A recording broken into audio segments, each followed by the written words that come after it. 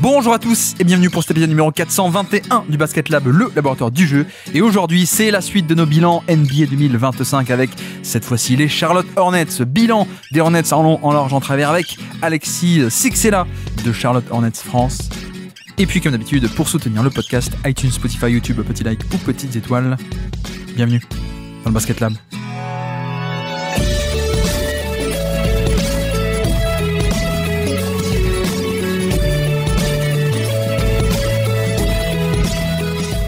Et donc, on se retrouve aujourd'hui pour un nouveau bilan 2025. Cette fois-ci, ce sont les Charlotte Hornets avec quelqu'un qui est tellement fan des Hornets que sa photo de profil, ça a longtemps été Adam Morrison, pour vous dire. Aujourd'hui, c'est Alexis, / Sixella, que vous connaissez aussi beaucoup du Discord et de Twitter d'un peu partout. Comment vas-tu, Alexis ? Salut Guillaume, salut aux auditeurs. Je vais très bien. Et toi ? Ça va, mais moi je suis pas fan de Charlotte, donc c'est pour ça que je te pose la question pour ça. En plus, non, je rigole, mais vous êtes champion, non ? C'est pas vous qui avez gagné la Summer League ?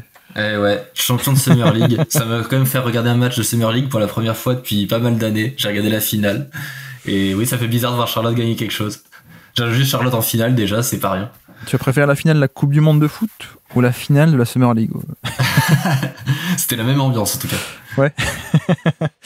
Bon, Alexis / Sixella, que vous connaissez peut-être, qui était déjà venu l'an dernier sur les bilans du Basket Lab, qui a été invité très régulier de l'Écho des Parquets pendant combien de temps ? Pendant X années, hein, tu as fait ça 5-6 ans, même plus peut-être ? Ouais, c'était souvent les saisons où Charlotte avait des bons résultats, alors c'était pas si souvent que ça.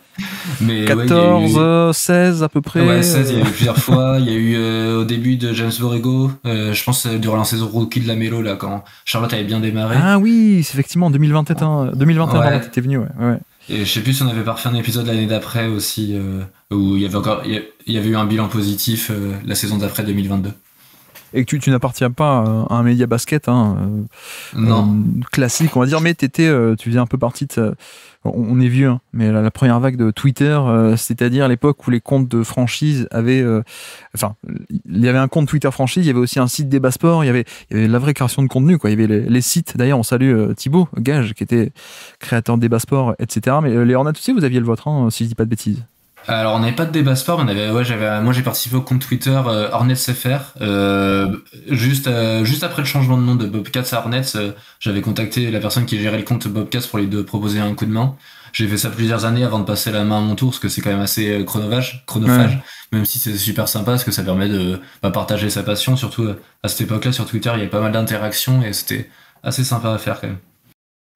Oui, c'est vrai que... Bon bref, ne parlons pas de Twitter, mais... Non, vu que tu parles de Bobcats, justement, on en parlait en antenne, tu m'as fait découvrir un truc incroyable. Donc tu dis, t'as repris au passage des noms Bobcats, Hornets. Tu m'as fait découvrir que la franchise n'a pas 20 ans. Les Bobcats, techniquement, ont été créés début 2000, il me semble, mais tu m'as appris que vous aviez récupéré l'historique des Hornets parce qu'il y a eu changement de nom, en fait, c'est ça ? Oui, c'est ça. C'est un truc que je pense qui est unique dans l'histoire des NBA. C'est qu'en fait, le palmarès des Charlotte Hornets des années 90, donc la franchise qui avait été créée en 88 et qui était là jusqu'en 2002, au lieu d'être attaché d'avoir déménagé avec à Nouvelle-Orléans, est toujours attaché à Charlotte. Et du coup, par exemple, Kemba Walker est passé il y a quelques années meilleur scoreur de la franchise, mais avant lui, le meilleur scoreur, c'était Del Curry, donc un mec d'une époque totalement différente et d'une franchise différente, quoi. Mais donc Alon The Morning, par exemple, qui n'a jamais joué, entre guillemets, pour vous, fait partie du palmarès de la franchise. Oui, c'est ça. C'est particulier quand même comme principe. Complètement, ouais. Et ça m'amène même à me poser des questions sur, par exemple, quelqu'un comme Baron Davis, qui a joué à la fois à Charlotte et à Nouvelle-Orléans. Comment se compter ce point de franchise pour lui, quoi? Parce que je pense qu'il a dû scorer pas mal sous les couleurs des Hornets dans les deux villes. Et je sais même pas ce que ça donne dans son classement, dans le classement all-time, comment il est classé du coup. Mais tu sais là nous on en rigole parce que pour nous c'est juste drôle.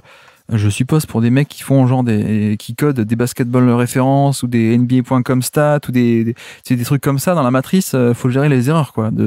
Ça doit être un vrai casse-tête. Alors oui, pardon, pour expliquer, il y a eu une vague de création de franchises, tout ce qui était fin 80, début 90, là, Orlando, Miami, donc les Hornets aussi. Minnesota, je crois aussi. Minnesota aussi, exactement. Et puis ensuite, il y a eu une expansion draft autour de 2002, 3, 4, un truc comme ça, je crois, pour les Bobcats. C'est 2004, ouais, pour les Bobcats, ouais. Exactement, les Bobcats arrivent.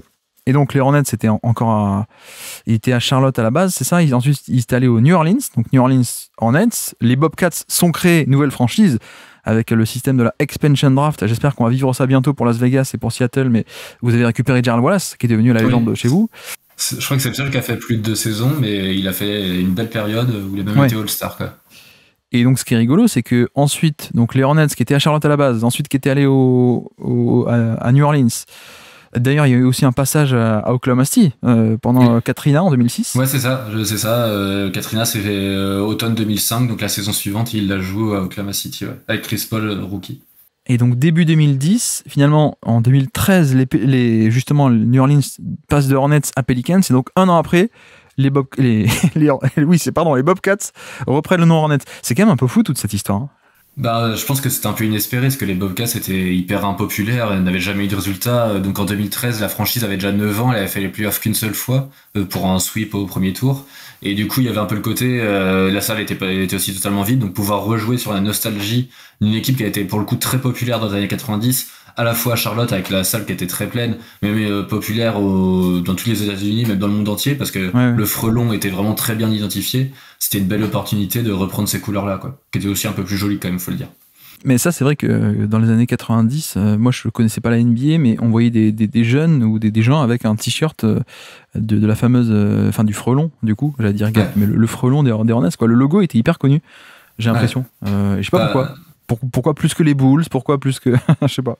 Je sais pas non plus, mais par exemple, mon premier ballon de basket que j'ai eu, c'était justement avec le logo Charlotte Hornets, un bleu turquoise. Et ce qui est marrant, c'est que je l'ai eu je pense, vers 2005 à peu près. Donc à l'époque, les franchises avaient déjà déménagé, quoi. Et justement, en prenant après mon NBA Live et en voyant que à Charlotte, c'était les Bobcats, je comprenais pas. Je voyais New Orleans Hornets, Charlotte Bobcats. Pourquoi mon ballon, c'est Charlotte Hornets? C'est après en fouillant que j'ai vu un peu l'historique. Mais c'est pour dire que même après le déménagement, il restait, je pense qu'en France, on avait un peu de retard aussi à cette époque-là, mais il restait encore des produits dérivés Charlotte Hornets qui étaient vendus. Et je viens d'avoir un DM de la part des fans des Celtics qui disent mais alors pourquoi, si on a refilé l'historique des Hornets / Pelicans à la situation géographique de Charlotte, pourquoi est-ce qu'on fait pas pareil avec les titres des Lakers? La question se pose. DM aussi des fans de Minnesota aussi, pourquoi pas. Bon bref, les bilans 2025, vous connaissez le principe, on fait les bilans équipe par équipe, donc aujourd'hui Charlotte, et à travers notre format des 10 stats de la saison, des stats intéressantes en elles-mêmes, ou des stats qui servent un peu de prétexte, comme c'est souvent le cas d'ailleurs dans des équipes un peu en reconstruction. On parle beaucoup des stats un peu prétexte pour parler de telle ou telle individualité. Je pense qu'on va faire ça aujourd'hui. Le format, tu le connais, je peux te lancer directement sans plus attendre. Quelle est donc ta première stat à nous présenter pour ces Charlotte Hornets 2025 ? Alors, je commence quand même par une stat collective, mais bon, qui est assez parlante. C'est tout simplement moins 9,5, c'est le net rating de Charlotte cette année, qui est vraiment très mauvais, le 28e de la ligue, mais qui est en progression, puisqu'il était de moins 10,8 la saison d'avant. On se contente de peu. Voilà, c'est pour dire ce que tout le monde sait, c'est que la saison était complètement ratée. Alors, il y avait un peu des ambitions d'éventuellement viser le play-in. Déjà, les ambitions étaient quand même très modestes, mais se dire s'il y a moyen de faire quelque chose, que ça clique bien, autant être bon, parce que de toute façon, la franchise est mauvaise depuis vraiment longtemps. Les derniers playoffs, c'était déjà en 2016.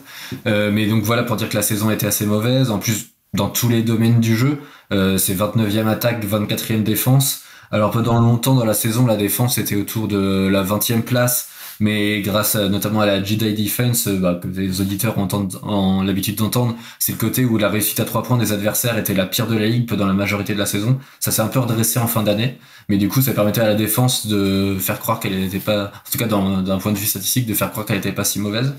Donc vraiment, il n'y a pas forcément de domaine du jeu, que ça soit d'un côté du terrain qui est plus positif que l'autre. C'est quand même c'est assez négatif des deux côtés. Il y avait un peu la question où on a des jeunes, le groupe est quand même plutôt jeune, mais certains joueurs commencent à avoir un peu d'expérience dans la ligue, et je pense forcément au franchise player qui est là depuis déjà 5 ans, de se dire est-ce qu'il serait pas temps enfin de faire avancer un peu le projet. On se doutait bien que ce serait assez compliqué. Ça a été très compliqué aussi en raison de blessures. Il y en a eu beaucoup. Assez vite, du coup, il y a eu des transferts dans la saison pour profiter de quelques joueurs avec un peu de valeur et essayer d'obtenir des assets. Il y a même des transferts qui ont été annulés. Mais là où j'étais assez curieux, c'est qu'il y avait quand même un nouveau coach cette année avec Charles Lee. Je voulais voir un peu, alors pas seulement en termes de résultats, mais juste en termes de philosophie de jeu, ce qu'il allait pouvoir mettre en place. Je trouve que c'est un peu compliqué à juger. Alors les résultats sont pas bons, mais même en termes de philosophie de jeu, on voit quand même un coach qui se base beaucoup sur le 3 points. Mais je me demande à quel point c'est pas dû aussi à l'effectif. Ce qui est là où c'est dur à juger aussi, c'est qu'il y a quand même beaucoup de joueurs normalement majeurs de l'effectif qui ont eu beaucoup de blessures. Alors forcément, le premier exemple, c'est évidemment Lamelo Ball, qui a encore loupé beaucoup de matchs cette saison. C'est aussi Brandon Miller qui s'est blessé très tôt, Treyman qui a joué même pas 400 minutes. Même Grant Williams aussi qui se blesse assez tôt dans la saison, alors que je pense que son apport était plutôt positif à l'échelle de l'équipe et surtout avait vocation à être positif. C'est peut-être un des seuls joueurs NBA de l'effectif. Ouais. Bon joueur NBA, je veux dire. Bah, c'est ça, c'est un des rares joueurs qui a vraiment connu une bonne période en NBA. Enfin, une période avec un apport positif dans une équipe qui réussit. En joueur qui connaissait une équipe qui réussit, il y a Josh Green qui venait d'arriver, mais qui a pas, bon, déjà, avec tous les doutes qu'on avait, voilà, c'est un joueur qui restait dans le corner à Dallas et qui défendait un peu. On se demandait s'il serait capable de prendre un peu plus de responsabilité dans une équipe mauvaise. Malheureusement, c'est pas vraiment le cas. Mais tout ça pour dire que collectivement, c'est même dur de ressortir des choses parce que ceux qu'on attend comme étant le noyau dur ont assez peu joué ensemble finalement. Et c'est aussi dur de savoir du coup à quel point Charles Zisley a pu mettre en place la philosophie qu'il souhaitait vraiment mettre. Bah, il y a aussi, alors je sais pas si tu avais la stat, mais là je viens d'y penser, je suis allé regarder. Illustration plutôt, pardon, de l'instabilité, les line-up et le line-up qui a le plus joué ensemble, 250 possessions à peine jouées ensemble. Voilà, et le deuxième est à 160, il y en a un autre à 150, et puis voilà, et c'est tout quoi. Donc encore une fois, on rappelle, hein, mais parfois les gros line-up, enfin en tout cas sur des équipes stables qui jouent beaucoup, alors moins qu'avant, parce qu'avant, tu sais, c'était, on jouait parfois 38-40 minutes par match, mais on approche quand même les bonnes équipes qui ont des gros line-up de 800, 900, 1000 ou un peu plus, parfois même pour les très gros. Donc voilà, pour beau signe d'instabilité par là, quoi, comme tu dis, avec des bons joueurs, mais qui étaient pas là, pour le coup, Brandon Miller, Grant Williams, etc. Non, mais c'est vrai que sur l'aspect net rating, c'est intéressant. Enfin, c'est intéressant. Je sais pas, mais c'est notable en tout cas que c'est quasiment la deuxième année que vous êtes au niveau de la barre des moins 10, quoi. La barre un peu symbolique des équipes très, très, très, très nulles. Et quand on parle de net rating, c'est le différentiel attaque-défense. Grosso modo, en moyenne, par 100 possessions, l'attaque était moins forte que la défense à hauteur de 10 points, quoi. Donc, bon, voilà, c'est quand même le signe d'une équipe pas forte. Alors, vous êtes que 3e pire, en effet. Heureusement, il y a du bien pire, ou du un peu pire, on va dire, cette année. Donc, vous n'êtes pas dernier. Mais c'est un score où vous auriez pu être dernier sur une autre saison un peu au hasard, quoi, pour le coup. Donc ouais, on est vraiment sur une équipe qui, logiquement, on va dire, n'avait pas le talent pur, et même le talent pur qu'elle avait n'était pas là. Donc bon, bah c'est une saison qui, collectivement, il n'y a pas grand-chose à raconter d'extrêmement notable, en fait. Ouais, complètement. C'est ça, en fait, il n'y a rien à ressortir, il n'y a pas de côté, ah tiens, cette connexion-là marche là. On sait, mais en fait, et en fait, j'ai l'impression que de répéter ce que j'ai pu dire l'année dernière lorsqu'on avait fait le bilan, c'est qu'il y a plein de joueurs, on sait pas trop quelles sont vraiment les connexions entre eux, les complémentarités, parce que on a eu très peu l'occasion de les voir s'exprimer sur le terrain. Et c'est assez frustrant parce que, bon, suivre des équipes mauvaises, j'ai l'habitude avec Charlotte, mais avoir à ce point ce manque de continuité qui fait qu'on peut pas vraiment se projeter ni même vraiment juger ce qu'on voit, en tout cas d'un point de vue collectif on peut juger un peu plus les individualités, et encore c'est très frustrant et ça rend la saison vraiment très longue à suivre, encore plus qu'une mauvaise saison un peu classique. Alors du coup, t'as parlé de net rating, j'avais autre chose. Moi, j'avais 2,30 mine de rien, parce que je pense qu'on peut rien juger sur le résultat, parce que tant de blessures et pas de talent pur, mais 2,30, c'est deuxième fréquence de pick and roll en NBA, deuxième fréquence, donc deuxième plus grand nombre de possessions terminées par un porteur de balle sur pick and roll, d'un côté, plus de 23 par match, et de l'autre côté 30, c'est l'efficacité. Donc il y a un problème, c'est que tu fais beaucoup de pick and roll avec tes porteurs de balle, mais que c'est pas efficace du tout, 30e sur 30 évidemment. Et d'ailleurs c'est une des seules deux équipes à plus de 23 par match. L'autre c'est Cleveland, qui eux sont première efficacité. Voilà, donc eux, les Cavs ont raison d'en faire beaucoup des pick and roll. Peut-être que Hornets ça marche un peu moins. D'ailleurs en termes de chiffres bruts, on est sur du 0,80 quoi. Donc possession point par possession, c'est très très très mauvais. Mais à la limite, ce qui est intéressant, c'est aussi de lier ça, peut-être en partie, au spacing. Et c'est vrai que dirigeons-nous vers les catch and shoot, 19e sur 30 en fréquence, donc c'est pas beaucoup en termes de fréquence de catch and shoot à 3 points, et même surtout 27e sur 30 en efficacité. Donc en fait, il y a un problème assez évident que tu vois de suite, c'est que on fait beaucoup de pick and roll, mais on n'a pas le spacing pour les dérouler. Donc le côté, on est 30e sur 30 à l'efficacité sur l'exercice, et finalement ça semble assez logique quand tu combines un peu les deux, quoi. Mais c'est vrai que 29e attaque et 24e défense, autant le résultat n'est pas là, autant je pense que cette première année de Charles Lee, elle est pas totalement à jeter à la poubelle, quoi. C'est juste qu'il y avait pas le talent pur pour mettre les tirs et pour bien jouer, entre guillemets, quoi.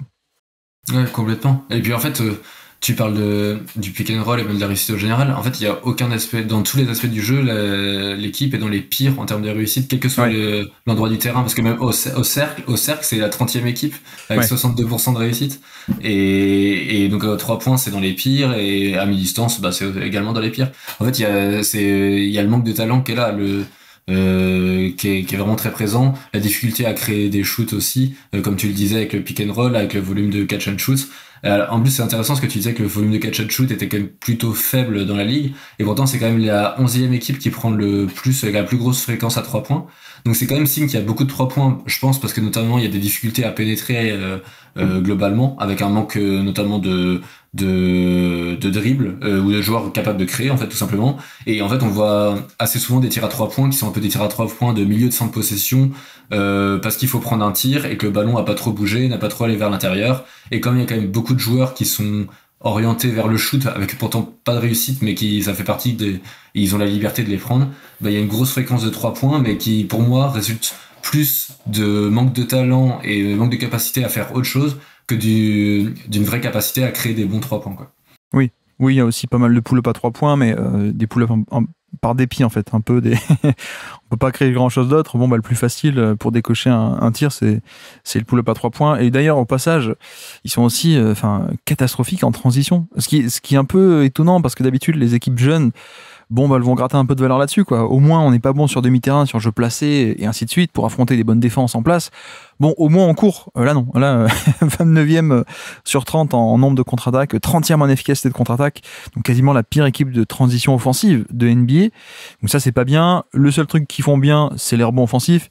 Mais comme on l'explique aussi souvent, c'est un peu le patch des équipes mauvaises. C'est-à-dire qu'il y a la stratégie en fait, on est nul sur demi-terrain, donc envoyons 2, 3, 4 mecs au rebond offensif et pour avoir une chance en plus. Mais voilà, c'est un peu... en vérité, on retrouve quand même souvent de très mauvaises équipes tout en haut de la liste en termes de rebond offensif, donc c'est pas non plus si notable que ça. Et non, juste pour terminer sur cette attaque qui est peut-être la pire ou une des pires de NBA cette saison, c'est que au niveau des drives, j'ai calculé 0,99 points par tir sur les tirs en fin de drive. Donc layup et lancer franc provoqué en plus, je veux dire la productivité générale. On est en dessous des 1 point par tir tenté. 0,99. C'est la seule équipe de NBA qui est en dessous des 1 point par tir tenté dans cet exercice. Donc c'est aussi un peu symbolique pour le coup. Ce côté est totalement inefficace et donc évidemment bon dernier de NBA. Oui, c'est ça, en fait, c'est inefficace et même en termes de fréquence, c'est assez faible, c'est plutôt dans la moyenne et ça aussi montre l'incapacité plutôt d'ailleurs, à aller au cercle qui est global et qui en plus, pour le coup, est marqué chez même les joueurs majeurs de l'effectif. Et il y a pas forcément de genre un peu pour rattraper ça. Et ça m'amène, je fais un peu la transition vers ma deuxième stat, qui est un peu dans cette philosophie-là, justement. C'est que c'était le free throw rate de l'équipe, qui est le 28e de la ligue. Et en fait, pourquoi je voulais parler de cette stat, c'est que j'en avais déjà parlé l'année dernière, en disant que ça faisait plusieurs années, en fait, depuis l'arrivée de la Melo Ball, que l'équipe était toujours dans les pires en termes de réussite et de fréquence au cercle. Alors, plutôt en termes de fréquence au milieu de la ligue, mais en termes de réussite au cercle dans les pires depuis que la Melo Ball était arrivée. Et je m'interrogeais un peu sur la viabilité d'une attaque en ayant notamment un free throw rate vraiment mauvais, parce que les bonnes attaques ont souvent un free throw rate plutôt élevé, même s'il y a quelques contre-exemples. Et en fait, c'est quelque chose qui m'intéressait pas mal de voir si cette année il y aurait du changement. D'un point de vue collectif et au niveau de certaines individualités. Et en fait, on s'aperçoit que ça n'a pas du tout changé et même que la réussite au cercle est toujours aussi mauvaise. Et en fait, c'est aussi un point, même si comme on le dit, il y a eu un manque de continuité, c'est un axe d'amélioration un peu facile et évident, mais actuellement, il n'y a pas les individualités qui permettent cela. Bah, c'est ça, disons que tu as quand même tes moteurs d'équipe offensifs, déjà que t'as pas beaucoup de talent, mais les moteurs d'équipe sont pas forcément des mecs qui vont prendre beaucoup de lancers francs. Je pense qu'on reparlera très en détail de la Melo Ball tout à l'heure, mais tu vois, même un mec comme Brandon Miller, au final, c'est aussi un peu la faiblesse de, c'est peut-être un top shotmaker, 3 points, même pull-up, mais c'est pas le drive qui est totalement automatique, quoi, pour le coup. Et bon, tu prends un peu, même un mec comme Treman, qui fait un bon début de saison, mais c'est pas un driver non plus, on est plutôt sur un profil pull-up. Enfin bref, tu prends un peu tout l'effectif globalement, t'as pas non plus ce côté lancer franc, donc ouais, ça fait aussi partie de ce manque à gagner, on va dire. Mais voilà, je trouve que au demeurant, bon, les tirs rentraient pas, hein, mais c'était pas si mal cette attaque de pick and roll. C'est juste qu'elle est pas optimisée, mais j'étais assez intéressé. En tout cas, je suis un peu intrigué après une année où on avait Steve Clifford l'an passé, que j'aimais bien en plus, hein, que j'aime beaucoup, mais qui est quand même plutôt coach défensif, hein, Clifford. Donc voilà, on verra ce qu'offrira Charles Lee.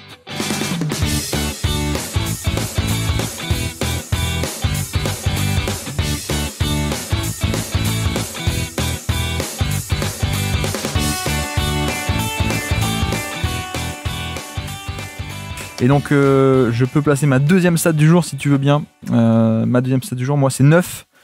On a parlé de l'attaque, mais parlons un peu de la défense, puisque les Hornets ont la 9e efficacité défensive au panier. Je ne sais pas si tu l'avais, celle-là aussi.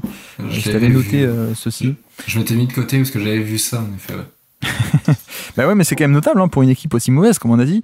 29e attaque et 24e défense. Bon, tu vois, 24e défense, au passage, c'est moins pire, quoi, on va dire. Oserais-je dire même, c'est pas mal pour une équipe qui a moins de 10 de net rating, quasiment. Et donc, en fait, tout part aussi de là, c'est qu'ils sont top 10 en termes d'efficacité au panier. Bon, le problème, c'est qu'ils en autorisent aussi pas mal, tu vois, ils sont au milieu de tableau en termes de fréquence de tir au panier. Donc c'est évidemment un peu... Tout n'est pas parfait, bien sûr, mais ils sont quand même moins de tirs concédés au panier que l'an passé. C'est-à-dire que l'an dernier, 28e fréquence de NBA sur 30 en termes de tir au panier, c'est monté un peu à 18. Donc ça, c'est pas mal. Et je voulais aussi parler de Charles Lee à travers ça, parce que c'est vrai que autant l'attaque, bon, ça reste basique, quoi, pour le coup, et c'est un peu difficile de juger pour l'instant tactiquement. Autant je trouvais des trucs assez intéressants en défense. Donc cette défense du panier, je trouve, fait un peu partie de ça, à mon avis. Au niveau du rebond défensif, mais donc pour empêcher les rebonds offensifs adverses, 16e, donc au milieu de tableau, c'est pas mal aussi, hein, pour les standards des Hornets et d'une équipe aussi mauvaise. Lancer franc défensif, t'as parlé de l'attaque, mais les lancers francs concédés, ils sont au taux de lancer franc 18e, tu vois, pas autant la moyenne aussi, c'est pas mal du tout. Et au final, bon, ce qui est intéressant, c'est de voir qui est-ce qui améliore le plus cette efficacité au panier au niveau des on-off ou de présence sur le terrain. Donc Nick Richards aide un peu, Nurkic a aidé un peu à la fin, Moussa Diabaté, on va en parler. Bon, le seul qui a pas vraiment un impact positif au panier, c'est Mark Williams, mais je pense qu'on en parlera aussi pour le coup. Mais non, ils sont aussi top 10 en termes de fréquence dans les corners à 3 points. C'est-à-dire qu'ils concèdent assez peu de tirs à 3 points dans les corners à l'adversaire, et c'est là, tu vois, où on voit aussi l'affiliation et le fait que c'était un assistant de Mazzulla. Alors je sais pas si c'est lui qui était responsable de ça à Boston ou c'est Mazzulla qui a déteint sur lui, mais c'était aussi c'est un point clé de Mazzulla et de la défense de Boston de limiter les tirs clés, et notamment les corners à 3 points qui est toujours une priorité à Boston. Là on retrouve ça aussi, et c'est vrai que en un sens, ils sont top 10 dans les corners, mais 30e sur 30 sur les autres tirs à 3 points. Donc schématiquement, je trouve que la défense est pas si mal que ça entre plus ou moins bien protéger le panier et l'orientation du profil de tir pour, voilà, c'est très bête, hein, mais c'est des rotations que tu fais ou que tu fais pas. C'est un peu des concepts de zone où tu vas switcher dans le corner pour garder un mec dans le corner, mais plutôt libéré à 3 points. Et puis protéger la raquette et le panier, ça se fait aussi par dézoner. Des mecs qui sont sur les ailes, justement, pas dans les corners, mais sur les ailes, c'est eux qui vont descendre en tête de raquette ou voire même un peu plus bas pour parfois boucher le terrain sur un drive ou même aller carrément aider au panier. Et donc il y a ce côté où, en fait, c'est pas si grave que ça de concéder beaucoup de 3 points hors corner. C'est un peu l'idée. Et ça, j'aime bien pour le coup. Tu vois, j'essaie de trouver un peu des trucs bien à dire chez eux. Et en plus, ils ont un bonus puisque donc ils ont concédé des tonnes de 3 points, 30e sur 30 dans les non-corners, mais aussi en général. Heureusement, ils ont encaissé une efficacité adverse qui est plutôt un aspect aléatoire pour le coup. Ils ont encaissé ça avec une réussite pas si mauvaise que ça, pour le coup, 36%.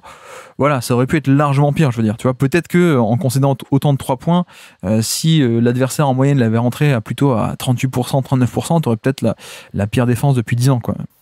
Ouais, bah en plus ça s'est régulé un peu en cours de saison parce qu'au 1er mars c'était 35% et en fait et même je crois qu'encore plus tôt dans la saison là j'ai repris le chiffre au 1er mars parce que je me rappelais qu'au fur et à mesure de la saison ça avait évolué mais je crois qu'encore plus tôt dans la saison c'était la réussite était encore plus basse donc ça compensait mais en effet ce que tu soulignais le fait qu'il y a beaucoup de rotation notamment pour venir aider au cercle et qui venait de joueurs de plusieurs postes y compris des extérieurs c'est vraiment très marquant quand on regarde les matchs je pense qu'il y a aussi un peu de personnel pour faire ça alors pas forcément tout le monde, mais par exemple George Green là-dessus, qui est assez athlétique, il vient beaucoup aider et c'est un aspect assez positif de ce recrutement au niveau de la défense. Je pense que c'est l'arrière qui défend mieux de l'équipe, en tout cas au moins off-ball, et on le voit assez bien ça.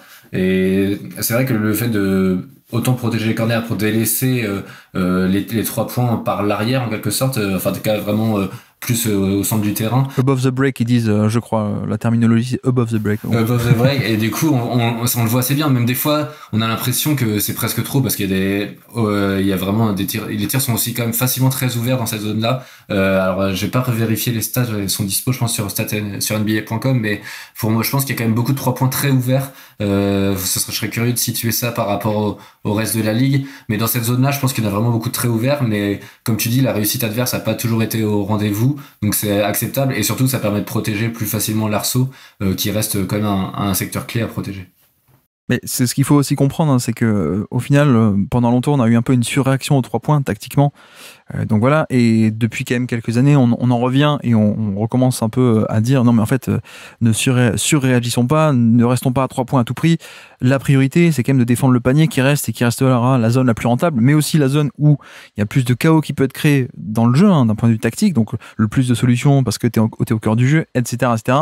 Donc il y a ce truc où finalement abandonner les 3 points.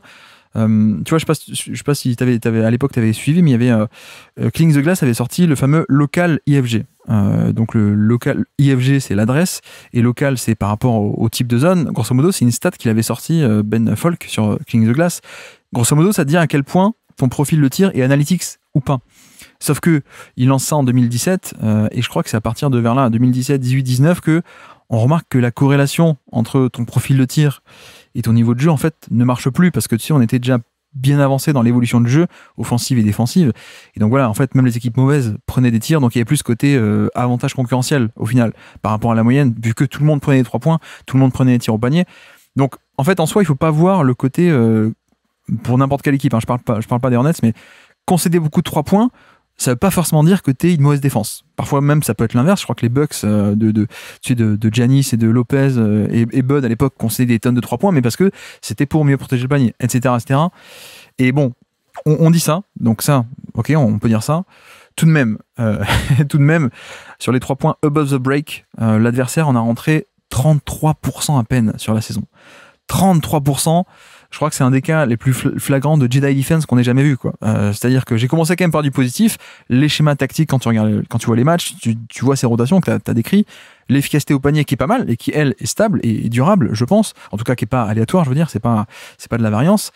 Par contre, c'est vrai que, bon, le 24e defensive rating, peut-être que avec une efficacité normale sur les 3 points, sur tous les 3 points que tu concèdes above the break, avec une efficacité non pas à 33, mais peut-être à 36, 37, à peu près moyen, peut-être que tu aurais été quand même le 28 ou 29e defensive rating de NBA, quoi. Donc, à la limite, c'est un peu marrant de voir ce côté Jedi Defense, le côté où tu maîtrises pas la réussite adverse à 3 points, c'est aléatoire parce que tu affrontes 150, 200 shooters adverses, donc c'est aléatoire. Mais voilà, c'est un peu rigolo. Il y a une partie de schéma qui est bien, il y a une partie un peu fun de ah ouais, ok, donc la défense avait l'air sympa, mais quand tu creuses un peu, bon, elle est peut-être un peu moins sympa que ce qu'on aurait pensé dès l'année numéro 1, quoi. Oui, complètement. C'est ça, c'est vraiment un point sur lequel je pense qui sera à regarder la saison prochaine si ça se répète. Je pense qu'une réussite aussi faible sur les above the break, ça n'arrivera pas. Enfin, ça me paraît assez improbable. Mais du coup, ça fait aussi un aspect qui peut vraiment s'empirer. Après, je pense que ce sera pas la priorité de façon de se dire ah bah tiens, vaut mieux défendre ça ou faut corriger. Ce sera juste recréer la structure défensive commune, qu'elle soit meilleure, continuer aussi à imprégner les différentes rotations, sachant qu'il y a quand même pas mal de changements encore dans l'effectif, notamment à l'intérieur, parce qu'il y avait quand même un peu la capacité à avoir une bonne réussite, enfin à concéder une réussite faible au cercle des adversaires. Est plutôt bonne malgré l'absence de gros protecteurs d'arceaux d'élite il y a des joueurs corrects là-dessus, mais si pour y arriver malgré l'absence d'un gros protecteur d'arceau, je perds mes mots, pardon, y arriver comme ça montre vraiment qu'il y a vraiment beaucoup d'aides qui sont faites et ça oblige forcément à délaisser d'autres aspects du jeu. Hein, c'est vraiment les vases communicants. Ouais, et puis tu vois, le dernier choix de draft rentre pas totalement là-dedans. Je pense qu'ils ont fait un choix du talent pur, on va dire, avec Con Knuppel, qui est vraiment en poste 2, créateur balle en main, pick and roll, passe, etc. Mais j'allais dire, en fait, jusqu'ici, on a aussi construction d'effectifs où il y a quand même pas mal, le niveau athlétique est pas mal, en fait, hein, physico-athlétique même, on peut dire, où pour exécuter ces schémas défensifs, c'est quand même bien d'avoir des mecs qui sont grands et aussi un peu longs, quoi. Et dans l'effectif, il y en a quand même pas mal de ce type-là. Peut-être même plus qu'il y a quelques temps. Mais tu vois, t'as parlé de Josh Green. Bon, même la Melo Ball, par rapport à sa taille, c'est pas mal pour faire des stunts ou ce genre de choses. Tidjane Salin, d'ailleurs, peut-être on en parlera, mais qui est rookie cette année, mais qui est aussi très grand et très long. Bon, les pivots qui étaient très grands et très longs aussi, Mark Williams, Nick Richards, Moussa Diabaté aussi, très long également. Enfin bref, Cody Martin. Enfin, il y a quand même plein de mecs qui apportent un peu cet aspect athlétique qui, à mon avis, si on se projette dans 5 ans et que Charlotte est une bonne défense, une bonne équipe et une très bonne défense, sans doute que ça passera aussi par de nouveau pas mal ce genre de profil. Ces schémas-là tactiques défensifs ne sont jamais mieux optimisés que quand tu fais avec des mecs qui ont un joli bonus d'envergure de bras et qui bougent pas mal, quoi. Si tu essaies de les exécuter avec je sais pas moi, avec Kevin Werther et Trae Young, ça va pas marcher, quoi. Donc la construction d'effectifs sera aussi à surveiller de ce point de vue-là, quoi.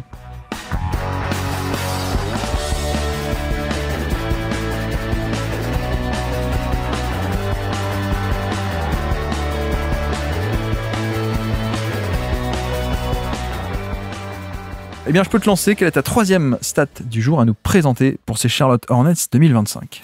Eh ben, je vais passer sur une stat individuelle pour le joueur majeur de la franchise, en tout cas celui qui est vu comme la star de la franchise, sur la Melo Ball. Et je vais prendre son usage de la saison. Alors, j'ai pris l'usage de Cleaning the Glass qui inclut les passes, contrairement à celui de Basketball Référence. C'est 37,1 et tout simplement, c'est le numéro 1 de la ligue sur cette saison. Et donc... c'est assez monstrueux. Ça montre que lorsqu'il a joué, alors il a joué 1400 minutes cette année, 1501 même, ce qui est un peu plus que la saison dernière, mais ce qui reste quand même assez peu. Ce qui veut dire que lorsqu'il a joué, il a eu beaucoup de ballons. À la fois, je pense, en raison de son style de jeu à lui, où il est assez central et il aime porter le ballon, notamment via des pick and roll, initier le jeu, aussi initier des transitions, mais aussi par le manque de talent à côté, où en fait le niveau de création était vraiment catastrophique à côté de lui, encore plus lorsque Brandon Miller, qui est déjà pas un très bon créateur, on en reparlera sûrement plus tard, était absent, mais ça a amené encore la Melo Ball à prendre encore plus de responsabilités. Donc forcément, je pense que ça explique un peu l'usage. Est-ce que à force, ça va pas donner ce sentiment, cette impression qu'il est un joueur un peu personnel qui peut monopoliser le ballon, c'est un peu le risque, même si je pense pas que ça soit totalement sa nature non plus. On a vu sur ses premières saisons notamment qu'il avait un peu de jeu off-ball avec sous James Borrego, on le voyait pas mal, ou en plus il avait un catch and shoot qui avait plutôt une bonne réussite à ce moment-là. Mais c'est un usage qui est énorme, et surtout, ce que j'ai noté, c'est que donc ils sont 6 joueurs à avoir au moins 35% d'usage cette année, donc lui 37,1. Et en fait, ils ont tous au moins un PSA, donc c'est points par shot attempt, de 114. Et lui, par contre, c'est la seule exception. Et lui, il est à 108,4. Ce qui est une différence énorme. Donc pour 100 tirs, c'est 6 points de différence. En termes d'efficacité, c'est vraiment une grosse différence. Et c'est vraiment très mauvais. 108, on est sur un score qui est pas bon du tout. C'est aussi pour montrer que, contrairement aux autres stars qui ont droit à autant d'usage, il n'apporte pas forcément une efficacité au tir qui est énorme. Alors je pense qu'il apporte une création des bons shoots pour ses coéquipiers de manière assez importante. C'est un super passeur qui a une très bonne vision de jeu, encore plus en transition sur jeu ouvert. T'en parlais tout à l'heure que c'était une des pires équipes en termes de fréquence et de volume de transition. Mais ce qui est intéressant à noter aussi, et de toute façon visuellement c'est parlant, mais ça se retrouve aussi dans les chiffres, c'est que le volume et l'efficacité en transition est bien meilleur, est moins mauvais plutôt lorsqu'il est sur le terrain, mais en tout cas il fait vraiment monter la fréquence de transition parce que clairement en plus le fait qu'il soit grand fait qu'il prend quand même pas mal de rebonds pour un meneur en quelque sorte si on parle en termes de poste traditionnel, ce qui fait qu'il lorsqu'il prend lui-même le rebond il peut initier directement la transition, il a une supervision là-dessus. Même s'il y a du déchet, je sais il me frustre parfois, notamment en transition, à vouloir tenter des passes tout terrain directement, un peu les passes à highlight. Alors, c'est marrant parce que son taux de turnover a un peu baissé cette année, ce qui me fait qu'il y a un peu moins de déchets, mais visuellement, il y en a quand même toujours aussi souvent où tu te dis, mais non, là, faut un peu calmer. Mais malgré tout, sa création fait beaucoup de bien à l'équipe, mais il y a, au niveau du scoring, ça fait déjà 5 saisons qu'il est en NBA, et les signes d'amélioration sont pas trop là. Et même l'efficacité est même plus basse lorsque par rapport à sa saison sophomore notamment, qui est la seule saison où il a joué plus de 60 matchs dans sa carrière, il avait joué 75 matchs. Là l'efficacité, il a 93 de true shooting plus, c'est sa pire saison de sa carrière. Et je sais pas. Alors, je pense qu'il y a une part de contexte qui fait qu'il force beaucoup de shoots qu'il aurait pas pris sinon. Qu'il prend aussi plus de pull-up que s'il avait de la création à côté de lui, il pourrait prendre plus de catch and shoot. Mais malgré tout, c'est quand même assez inquiétant. En plus, on a parlé tout à l'heure des drives ou même de la capacité à provoquer des fautes. Lui, dans ce domaine-là, il est pas bon du tout. On peut voir un peu une volonté d'y aller un peu plus, mais en fait, c'est pas seulement une question de volonté, c'est une question de technique. Il a beau être grand, en fait, il a pas une très bonne résistance au contact, il est encore assez frêle, ce qui fait qu'au moindre contact, il bouge facilement, il cherche à l'éviter aussi pas mal. On le voit pas mal faire des flotteurs plutôt qu'aller complètement au contact, donc au plus proche du cercle, et forcément, ça joue sur la réussite. Bah, il est pas mature physiquement, mais en même temps, vu toutes les blessures, quand est-ce que tu voulais qu'il le mature ce corps, quoi, au final? Oui. Bah après, ça a été beaucoup la cheville, donc le haut du corps, il peut le travailler à la salle C'est pendant vrai, ça là. Mais en soi, t'as raison aussi, parce que le manque de maturité, c'est aussi dans le jump. En fait, il a pas d'explosivité, notamment verticale. C'est hyper flagrant. Il tient pas très longtemps en l'air non plus. C'est que des caractéristiques importantes, ou en tout cas intéressantes pour être bon en finition au cercle. Et clairement, c'est des choses qu'il a pas. Bah, effectivement, enfin, tu l'as dit, hein, mais le 93 de true shooting plus, donc true shooting plus, efficacité relative à la moyenne, true shooting, efficacité et les plus à la moyenne, donc moins 7% relatif à la moyenne, là où tu disais les autres très gros volumes sont autour des 114 points par tir, ce qui équivaut donc pile à la moyenne, hein, pour le coup. Mais non, c'est une grosse inefficacité. Moi, la stat que j'avais sur lui, c'était ça un peu, c'était 1,12. C'est des points par tir, mais sur drive, justement. Je voulais un peu m'intéresser au drive, comme tu commençais un peu à le faire. Et c'est vrai que bah, c'est en dessous de la moyenne également, quoi. Tu vois, sur les gros drivers, plus de 10 par match, il est en dessous de la moyenne en termes de à quel point il est productif drive, que ce soit lay-up, flotteur ou lancer franc provoqué. Mais comme tu l'as dit, il en provoque pas des tonnes, malheureusement. Et le problème, c'est que c'est un peu décevant par rapport à sa taille. C'est un très grand meneur, donc tu pourrais te dire, bon, bah, il pourrait quand même tirer profit de ça et être un bon driver. C'est pas le cas. Alors, il est à peu près moyenne basse, on va dire, un 34 sur 51, gros driver de NBA. C'est pas cata non plus. C'est pas zone Fred VanVleet tout en bas du classement. Mais voilà, c'est peut-être un peu décevant. Et surtout, je lis ça également à un autre aspect qui est le jump shot. En fait, quel est son niveau de shoot réel aujourd'hui? Ça fait déjà 4-5 ans, même 5 ans qu'il est en NBA. Et tu vois, en carrière, on est sur on est 36% et demi sur plus de 2000 tentatives à 3 points. Bon, au bout de 2000 tentatives à 3 points, a priori, ça commence à être un échantillon relativement assez gros pour qu'on connaisse un peu le vrai niveau du jump shooter, quoi, pour le coup. Et 36 et demi, c'est à peu près la moyenne, quoi. Mais je sais pas si tu vois où je veux arriver, c'est que en fait, je me dis, quid du scoring? Le passing, la création de chaos fabuleuse, le passing de génie, je pense qu'on peut le dire, il n'y a pas de problème. Mais quid du scoring? Est-ce que il peut vraiment peser sur les défenses via ce scoring? Or, pour l'instant, le drive est décevant et le jump shot, c'est pas la folie, quoi. Ouais, je suis assez d'accord avec toi. C'était un point que j'attendais beaucoup en début de saison parce que j'avais pas de très grande attente collective. Donc forcément, comme il commençait son deuxième contrat NBA, surtout son premier gros contrat de star, je me demandais à quel point il allait aller vers la maturité, notamment dans cet aspect du jeu-là, qui est assez important pour prétendre vraiment être une star et va avoir des résultats collectifs satisfaisants. Et clairement, en fait, ce qui me frustre, c'est au-delà des blessures, on voit pas trop d'éléments de progression, notamment sur tout l'aspect drive et pénétration, et même sur le shoot. Moi, un truc qui m'a étonné sur NBA.com, on a le découpage des shoots selon le type de shoot, et c'est sur le catch and shoot, même sa réussite a diminué au fur et à mesure des saisons. En fait, les premières saisons, il était à 39% saison rookie en catch and shoot à 3 points, 42% sur les catch and shoot à 3 points en saison sophomore. Et là, les 2 dernières saisons, alors sur des volumes plus faibles du fait des blessures, il fait 35 et 36. Et en fait, en carrière, il est sur les catch and shoot à 3 points, il est à 39,6, ce qui est correct. Ce qui aussi amène à espérer qu'il soit un peu plus utilisé off-ball. Mais ça, je pense que ça dépend plus de ce qu'il y a autour de lui que de lui-même, en fait. Mais malgré ça, même là-dessus, il est en diminution parce que pour le coup, 36% sur catch and shoot à 3 points, c'est pas terrible non plus. Et même un aspect qui paraissait positif directement lors de ses premières saisons, m'amène, même sur cet aspect-là, je doute désormais. Et en fait, le développement de son scoring est quasiment inexistant. Alors, il y a le développement du volume. On peut se dire que avoir une capacité à faire du volume, c'est bien. Malgré tout, c'est pas quand l'efficacité n'est pas là, ça fait pas gagner des matchs, clairement. Donc, et en fait, je sais pas où il va. Alors, je pense que je disais à peu près la même chose l'année dernière, mais encore plus cette année où il a un peu plus joué, même si 1500 minutes, ça reste assez faible. Hein. Mais en fait, je sais pas où il va du tout sur cet aspect-là. Et en effet, comme je le disais, j'aimerais bien le voir jouer un peu plus off-ball pour développer un autre type de scoring et peut-être gagner un peu plus en efficacité et changer la manière dont il menace les défenses en quelque sorte. Bah, ce qui est sûr, c'est que pour revenir à ta stat de premier plus gros usage de NBA, je trouve qu'en effet, hein, il y a un aspect très circonstanciel de bon, bah, il y avait personne autour, quoi. Donc, bah, prends-les les tirs, quoi. Il y a que toi, fais-le. Tu vois, si tu m'avais dit, je sais pas moi, Luka Doncic en année numéro 2, numéro 3 et déjà premier usage de NBA, je t'aurais dit, bon, bah oui, c'est son style de jeu. Il est amené à être héliocentrique, comme on dit, donc la main mise sur le jeu à peu près tout le temps, tous les ballons, etc.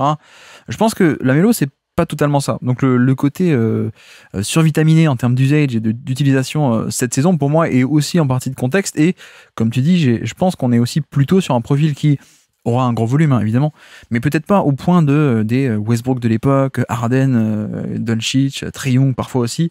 Je pense qu'il y a un peu espoir de cette diversification on et off ball. Cela dit, bon, moi j'étais très très fan du profil. J'ai le début de carrière comme le shoot, j'y ai un peu cru. Bon, après, il y a aussi une partie de 2021, la fameuse saison 2021 où tout le monde a bien shooté. Donc peut-être ça fait partie du truc. Et après, il y a une saison qui est bonne en 2022 aussi, au niveau du shoot. Mais tu vois, ok, il prend des pull-ups, mais finalement, il les met à un taux qui est pas scandaleux. C'est juste que c'est des tirs compliqués, quoi. Et qu'au final, je sais pas trop toujours quel est son vrai niveau de shoot, ou plutôt, je crains que son niveau de shoot, ce soit plutôt moyen, plutôt 6 sur 10, que à un moment j'espérais peut-être au tout début que ça pouvait être 8 sur 10, 9 sur 10, quoi. Autour des 40%, 39 régulièrement. Je pense que ce sera peut-être pas le cas. Et même, tu vois, sur la création pure, tu parlais un peu d'alternance on et off ball. Le catch and shoot, évidemment, ça pourrait être cool de le voir plus comme ça. Le faire jouer en mouvement aussi, tu vois, sur des paniers un peu plus assistés, où il y a juste un dribble ou deux à faire, où il profite d'un décalage, où il arrive lancé déjà, sur des jeux de main à main, par exemple. Ça pourrait être intéressant, ce genre de le faire arriver lancé. Ça pourrait être cool. Mais c'est vrai que pour l'instant, sur la saison, en l'occurrence, je suis allé un peu regarder au niveau de la création pure. Bon, au niveau du pick and roll, il a un énorme volume, et sur les énormes volumes, sur les très gros volumes, à l'efficacité, il est 16e sur 18. Donc voilà, sur les très gros volumes de pick and roll. Et sur les très gros volumes d'isolation, il en fait aussi pas mal. Il est 16e sur 21. 21 gros joueurs à plus de 3 isolations par match, je crois. Il est 16e à l'efficacité. Donc sur la création pure, pour l'instant, c'est pas top. Mais je sais pas, j'aime tellement ce profil et son passing que je me dis on est peut-être pas si loin que ça, mais en même temps peut-être qu'on n'a pas su aussi le développer, parce que tu vois, on parle un peu du physique, mais même en général c'est quand même compliqué d'enchaîner des saisons avec un rythme, un développement, quand en fait une saison sur deux, voire même tous les ans, t'es en rééducation plutôt que en progression, en développement à l'entraînement, quoi. Ouais, complètement. Et même, je pense qu'en termes de développement physique, ça nuit au développement du cardio et de l'endurance, parce que c'est un point. Pourtant, il a un gros volume, et c'est là aussi, ça m'étonne qu'il ait autant un gros volume. C'est qu'on voit facilement sur les fins de match qu'il a l'air de souffler, d'avoir un peu de mal justement à tenir le rythme, à enchaîner. Alors ça se ressent beaucoup sur sa défense, parce qu'il profite de la défense pour se reposer. Mais je pense qu'il a juste aussi, et du fait de pas avoir enchaîné les matchs, pas la capacité physique d'endurance à avoir un tel volume. Et forcément, bah, ça nuit forcément à l'efficacité, notamment au shoot. On sait que le shoot à 3 points est affecté par la fatigue. Et je pense qu'il développe facilement de la fatigue, et notamment le fait d'avoir été blessé. Faire les saisons précédentes, il est à 36 et 22 matchs. Il a pas l'habitude d'enchaîner les matchs. Là, il fait 47. C'est un peu mieux, mais ça reste pas terrible. Hein. C'est à peine plus de la moitié. Et je pense que ce développement-là se fait pas non plus. Et au bout de 5 saisons en NBA, c'est assez inquiétant. Il a que 231 matchs NBA, quoi. Au bout de 5 saisons, c'est très peu. Ouais, je suis d'accord. Bon, j'aurais bien envie de parler de la défense pour compléter le profil, mais c'est peut-être pas non plus l'année à totalement juger. Mais j'ai quand même trouvé pas mal, et même au-delà de cette saison, je trouve qu'il y a aussi un potentiel défensif. Mais tu vois, ça fait aussi partie de l'intérêt du profil pour moi. C'est que c'est un meneur, mais un grand meneur. Donc, t'as un peu tous t'as pas les inconvénients, en tout cas, de tout ce qui est la petite taille du meneur, défensivement, etc. Je pense aussi qu'en termes de playmaking défensif et d'impacter un peu la défense off-ball, je reste un peu sur ma faim depuis toutes ces années, mais là encore, peut-être on peut être un peu clément parce que les contextes n'ont jamais été géniaux, les blessures, le développement. Mais je pense qu'un mec avec ses instincts pour le jeu, intelligence de jeu et instinct, je m'attendrais quand même à un peu mieux en termes de, tu vois, sauter sur les lignes de passe, créer des turnovers adverses. C'est pas mal, mais c'est pas la folie, quoi. En tout cas, cette saison, c'était 1,5% de steal percentage. C'est cool, mais on l'a connu beaucoup mieux. On l'a connu à plus de 2% assez régulièrement, ce qui sont des scores d'élite. D'ailleurs, l'an passé, il était à... Bon, l'an passé, il fait 22 matchs. Ok, mettons de côté, mais en début de carrière, il est pas mal, quoi. Début de carrière, en 21 et en 22, il est pas mal. Donc, il y a un peu ce truc, tu vois, de les saisons de 21 et 22, c'était très cool, hein, mine de rien. C'était très cool. Il avait 20 ans et 19 ans, ou un truc comme ça. Il faisait beaucoup de pertes de balles. Oui, il créait beaucoup de pertes de balles. Le shoot rentrait bien. Je crois qu'il y a une saison sur les deux où le drive était très bon aussi. Où moi, je m'étais un peu enflammé aussi par rapport à ça. Là, c'est vrai que je me pose un peu plus la question de quid du scoring. Le passing sera toujours là, mais quid du scoring, je pense que ce sera un peu le truc à suivre, pour le coup. Mais voilà.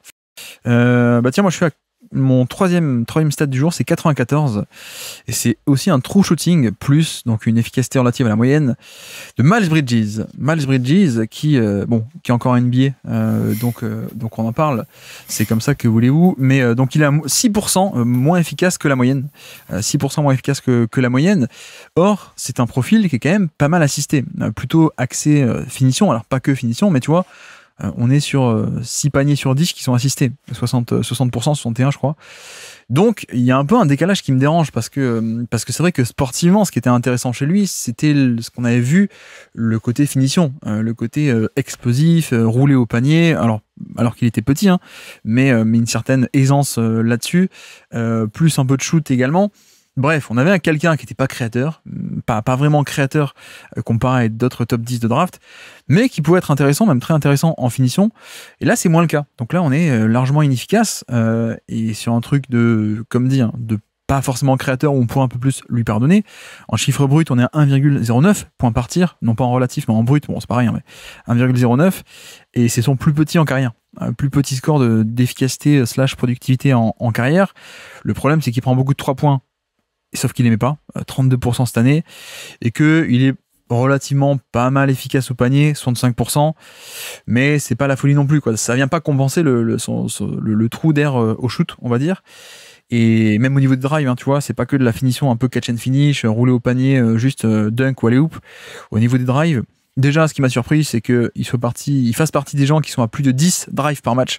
Pour moi, ça ne doit jamais arriver, quoi, pour le coup. Mais il en fait partie. Donc, plus de 10 drives par match et il est à 1,06 de points par tir en fin de drive. Le chiffre, on s'en fiche. Sachez que sur les gros drivers, 44e sur 51 en termes d'efficacité en fin de drive. Donc voilà, et au niveau aussi des rôles du pick and roll, il est pas mal, mais autour de la moyenne, c'est-à-dire 60e centile, mieux que 60% de tous les autres joueurs NBA, mais clairement on n'est pas sur une surefficacité, 80e, 85e, 95e centile, etc. Donc finalement c'est une année qui, encore une fois, hein, sportivement, c'est quand même extrêmement décevant. Ouais, complètement. En fait, c'est marrant, il avait une régression l'année précédente. On pouvait se dire que c'était éventuellement dû au fait d'avoir une saison blanche de sa propre faute. Et finalement, non seulement la régression s'est confirmée, et même sur certains aspects, je trouve qu'elle s'est amplifiée en partie, notamment sur tout l'aspect drive, où je trouve qu'il a une finition au cercle qui est, même quand c'est des drives, même quand il reçoit la ballon sous le cercle off-ball, il a pas l'explosivité qu'il avait, notamment en 2022, qui était sa meilleure saison. Il l'a complètement perdu, et c'est quand même ce qui faisait aussi l'attrait de son profil et sa qualité, quoi. Et là-dessus, c'est une régression qui est assez énorme. Le shoot n'est pas là, et malgré tout, en effet, comme tu dis, il a beaucoup de responsabilités, il a un usage qui a jamais été aussi élevé. Je pense que c'est aussi circonstanciel. Malgré tout, on peut se demander pourquoi lui plus qu'un autre. Est-ce que c'est juste parce qu'il est disponible et qu'il a un peu plus de qualité que les autres joueurs qui sont disponibles? Mais en fait, il n'y a pas grand-chose de positif. Et en fait, lorsqu'il a été re-signé pour un contrat plutôt élevé quand même, vu son niveau de réussite, et c'est là où il en était aussi dans sa carrière à ce moment-là, il a 25 millions de moyenne, je crois, son contrat. Je m'étais dit, au final, le but, c'est un peu espérer qu'il reprogresse ou qu'il retrouve son niveau de 2022 pour pouvoir les changer plus tard, parce que c'est un peu la stratégie aussi du front office ces derniers temps. Lorsqu'il y a un peu de valeur chez un vétéran, il a déjà 27 ans, qui ne correspond pas tout à fait à la timeline, même si bon, il est pas beaucoup plus âgé que les autres. 27 ans, ça reste dans la fleur de l'âge, mais se dire bon, on le re-signe et à tous les moments, on essaie de l'échanger chez un contender et obtenir quelques assets. Et ce que, en fait, vu ce qu'il montre et son contrat où il reste 2 années encore derrière, ça peut pas arriver dès maintenant. Et là-dessus, en fait, là où c'est inquiétant, c'est que il y a pas de signe de progression d'un point de vue un peu qualité basket, que ce soit le drive, le handle en lui-même, donc le dribble en lui-même plutôt pour parler français, que ça soit un peu sur le passing, mais j'ai été surpris de voir que son assist pourcentage augmentait cette année de 5 points, de 6 points même, alors que pourtant il y a rien de flagrant là-dessus visuellement. Et le shoot, comme tu l'as dit, est vraiment pas bon, notamment à 3 points. Il avait fait une saison un peu miraculeuse en 2022, mais qu'il a jamais reconfirmé. En fait, il y a pas grand chose de positif. De toute façon, moi, j'avais noté, parmi les joueurs à plus de 25% d'usage, c'est le 3e pire true shooting plus, true shooting du coup, tout court aussi. Voilà, ça illustre bien que il a eu beaucoup de responsabilités cette année, mais qu'il sait pas vraiment les exploiter, parce qu'il manque de qualité pour ça. Et ouais, vas-y. Non, et ce que je veux dire, c'est qu'en plus, il est utilisé quand même beaucoup sur un registre off-ball qu'on connaît assez bien chez lui depuis le début, donc censé être plutôt favorable, mais pour autant, il l'exploite pas vraiment, quoi. C'est ça qui est assez surprenant. Ouais. Non, mais effectivement, un des trucs, je crois qu'on avait dit l'an passé, c'était également bon, l'efficacité est pas là, mais peut-être que c'était une année sans la Melo Ball.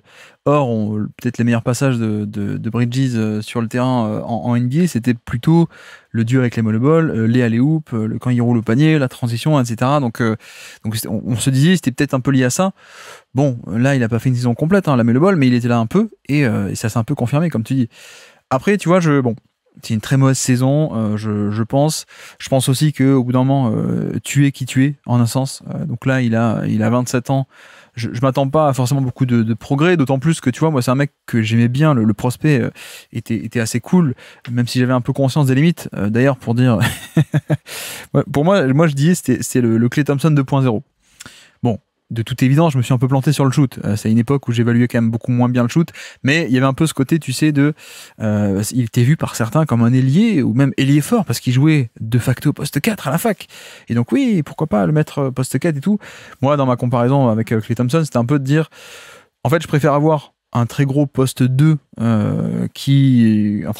plutôt qu'un poste 4 déficitaire en défense et qui n'a pas la taille, quoi. C'est un peu ça l'idée. En plus, il y avait du jeu en sortie d'écran qui était intéressant en shoot, je veux dire, à Michigan State. Il y avait un peu de pull-up aussi, donc voilà, il y avait un peu de création balle en main, mais ça pouvait parfois être un peu robotique, notamment voilà, il y a un step back, mais c'est pas la folie. Les lay-ups autour du panier, notamment le footwork qui est très très mécanique, quoi, très très académique, et pas beaucoup dans l'adaptation, et etc., etc. Et finalement, le truc, c'est que il est pas top en défense off-ball, même pas du tout, tu vois. Je parle même pas de protection de panier, mais ne serait aussi que le playmaking défensif et ce genre de choses. Donc pour moi, c'est un peu bizarre, mais tu vois, aujourd'hui, si je devrais faire une nouvelle comparaison, maintenant qu'il a plus trop le shoot, je pense que son meilleur rôle, ce serait peut-être un truc à la Bruce Brown, en fait. C'est-à-dire le mec qui, défensivement, défend des petits, parce que Il est pas mal en défense on-ball, en tout cas à l'époque il pouvait l'être, mais pas du tout en off-ball. Donc défensivement un petit, mais offensivement, presque il joue en tant que gros, entre guillemets. Et si tu as un bon spacing, tu peux te permettre de lui le faire rouler. Mais je sais pas si tu vois ce que je veux dire, mais il y a un aspect où la saison est pas bonne, mais peut-être que son rôle futur ne sera pas du tout celui-là. Et peut-être qu'il y aura un endroit où il pourra un peu mieux exprimer d'autres qualités, on va dire, un rôle beaucoup plus sobre. Mais j'ai du mal à voir une carrière comme ça de quelques années encore dans ce gros minutage qui a aucun rendement intéressant, quoi. La question que je me pose, c'est est-ce que lui est capable, dans son approche du jeu, d'endosser ce rôle-là, de l'accepter, même de le voir. Et notamment sur l'aspect off-ball en défense, j'y pense parce que c'est un joueur hyper frustrant, hyper agaçant, où vraiment il se déconcentre très facilement. En fait, je pense qu'il est pas si mauvais en lecture off-ball, mais enfin mauvais. En gros, il est moyen, je pense. Par contre, le nombre de fois où il se déconcentre juste, il regarde plus ce qui se passe, et où il regarde le ballon, pas son joueur, et il fait même pas l'effort en plus derrière de rattraper, est extrêmement important. Ce qui fait que oui, il est pas fiable de ce point de vue-là. Est-ce que c'est le contexte qui fait ça? Pour tous les joueurs, je pense que je vais le dire, mais je me pose toujours la question de à quel point le contexte conditionne l'aspect un peu concentration mentale des joueurs et implication aussi. Est-ce que dans une équipe justement plus compétitive, il serait capable de jouer toutes les positions défensives de manière concentrée? Je sais pas. Et offensivement, je suis un peu nostalgique cette année 2022 parce qu'en effet, elle était en plus d'être bonne, elle était spectaculaire avec beaucoup de démarquages sans ballon, en profitant d'écran, ou même parfois comme porteur de balle avec la Melo Ball qui posait l'écran pour lui, donc des pick and roll inversés, ou malgré son faible niveau de pick and roll, le fait d'avoir ces configurations inversées permettait pas mal de situations assez sympas. Aussi, il posait beaucoup de ghost screen à l'époque, et ça on l'a un peu perdu avec le départ de Borrego, où ces ghost screen lui permettaient notamment de rouler très vite vers le cercle et de profiter de son explosivité qui est à son meilleur à ce moment-là. Mais alors, est-ce que c'est le coaching, est-ce que c'est juste qu'il a plus les qualités physiques pour ça, qui fait que c'est moins utilisé? Je sais pas trop le dire. Mais clairement, le développement qu'il y a actuellement, enfin l'utilisation qu'il y a eu cette année d'un joueur à gros volume, pour moi n'est pas viable. Est-ce qu'il a un avenir dans un autre rôle possiblement? En fait, ce qui m'intrigue beaucoup, et je pense que ça se sent dans ce que je dis, c'est que j'ai l'impression qu'il a un peu perdu ses qualités. Enfin, et ça dépendait beaucoup du physique, et ça s'est un peu perdu. Et comme en plus, je vois un peu des limites dans sa lecture du jeu, même en attaque. Je vais pas les défenses, mais même en attaque. Même dans sa lecture sans ballon, comme je vois des limites là-dessus, je me demande vraiment à quel point il peut se transformer. D'où ma comparaison avec Klay Thompson, hein, tu vois. Ouais. Au niveau lecture de jeu, etc., c'était un peu ça aussi le truc, quoi. Ouais, peut-être en rencontrant la bonne star à côté de lui, ou même le bon coach, peut-être que ça pourra le faire, quoi, mais il faudra vraiment le bon contexte, à mon avis. Là où je suis aussi déçu, c'est que le niveau de shoot, on a bien compris, il est pas bon du tout, quoi. C'est un peu... moi, c'est ma déception. Après, le niveau NCA, la ligne est plus proche, etc. Et puis, il avait fait que... une saison ou deux, d'ailleurs, j'ai un bug maintenant, mais bref, c'était quand même pas beaucoup d'échantillons. Il shootait pas mal, hein, je crois, autour des 38-40%, il me semble. Mais, tu vois, en NBA, prenons son vrai niveau NBA, décidément, excuse-moi. En NBA, il fait une saison à 40%, c'est... comme par hasard, la 2021, où les salles étaient vides à cause du Covid et où tout le monde est bien shooté. Mais en fait, à part ça, c'est 34, 34, 34, 36, 32 cette année. Et donc, en carrière, voilà, plus de 2000 tentatives, 34%, c'est pas assez, quoi. Pour moi, c'est pas assez. Et tu peux pas être un finisseur qui n'est pas genre Daniel Gafford ou Derek Lively ou grand et long et qui roule au panier. Tu peux pas être en plus un train shooter à ce point trop moyen, quoi, pour le coup. Donc c'est une autre limite à son profil. Juste pour finir, du coup, par rapport à ça, au niveau des affaires sportives, extra-sportives, pardon, justement, ça en est où par rapport à lui et tout ça, autorisation de jouer, tout ça, c'est complètement derrière définitivement? Ouais, alors je suis pas non plus expert du truc, mais il me semble qu'au niveau judiciaire, c'est réglé, parce qu'il y avait eu un peu des rebondissements, parce qu'il n'avait pas respecté, il me semble, l'injonction de distance, mais ça avait été classé. Donc en fait, donc la NBA lui a donné une suspension, je suis plus trop sûr du nombre de matchs, je crois que c'est de 30 matchs, en considérant qu'il y en a 20 qui avaient été purgés la saison d'avant où il n'y avait pas de contrat. Et donc il en a purgé 10 là en début de saison. Alors c'est un peu absurde, hein, quand on réfléchit au truc, il avait pas de contrat, mais il a purgé 20 matchs de suspension sur une saison à 82. Je sais pas comment les chiffres ont été choisis, mais en tout cas normalement, à moins qu'il y ait récidive bien sûr, c'est terminé sur cet aspect-là. C'est pour ça aussi que je me disais qu'il pouvait être transférable à terme, dans le sens où il y aurait peut-être moins d'équipes qui auraient des réticences à d'éventuels rebondissements, quoi. Le contrat est dégressif, hein, 27 millions, 25, 22, c'est déjà ça, on va dire. Mais tu vois, c'est quand même pas si facile que ça à échanger. Peut-être d'ailleurs que lui va être dans la mouvance de tous ces joueurs qui se font racheter les contrats actuellement. C'est la mode maintenant. On va plus au bout des contrats, maintenant on se fait racheter. mais peut-être, je sais pas. Ça voudrait dire que l'équipe a des résultats positifs, parce que je verrais pas trop l'intérêt de faire ça en étant une mauvaise équipe, mais peut-être que s'il y a des résultats positifs et une volonté d'accélérer. Ouais, Après, ouais. il reste que 2 saisons de contrat, c'est vrai que potentiellement pour la dernière saison 2026-2027, ça peut se faire et ça s'étale sur pas trop longtemps. Mais bon, ce serait vraiment qu'il y ait une accélération dans les résultats, je pense.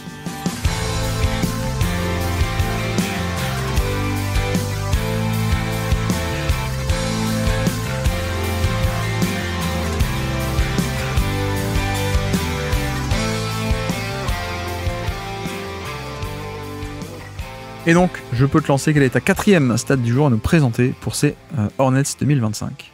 Je vais parler d'un autre joueur, de Brandon Miller. C'est son nombre de points par possession en tant que ball handler sur pick and roll, qui est de 0,73, ce qui est vraiment très mauvais. Chez les joueurs qui ont fait au moins 150 pick and roll comme ball handler cette année, il est 84e sur 90 en termes de points par possession.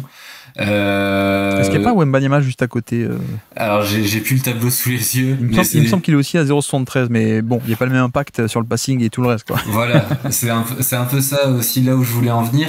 Ouais, c'est que au-delà du fait que le scoring soit vraiment mauvais, en effet, il n'y a pas le passing, il n'y a pas une très bonne vision du jeu. En fait, donc c'était sa saison sophomore, on avait déjà vu un peu un aperçu de sa palette offensive lors de sa saison rookie qui est beaucoup off-ball.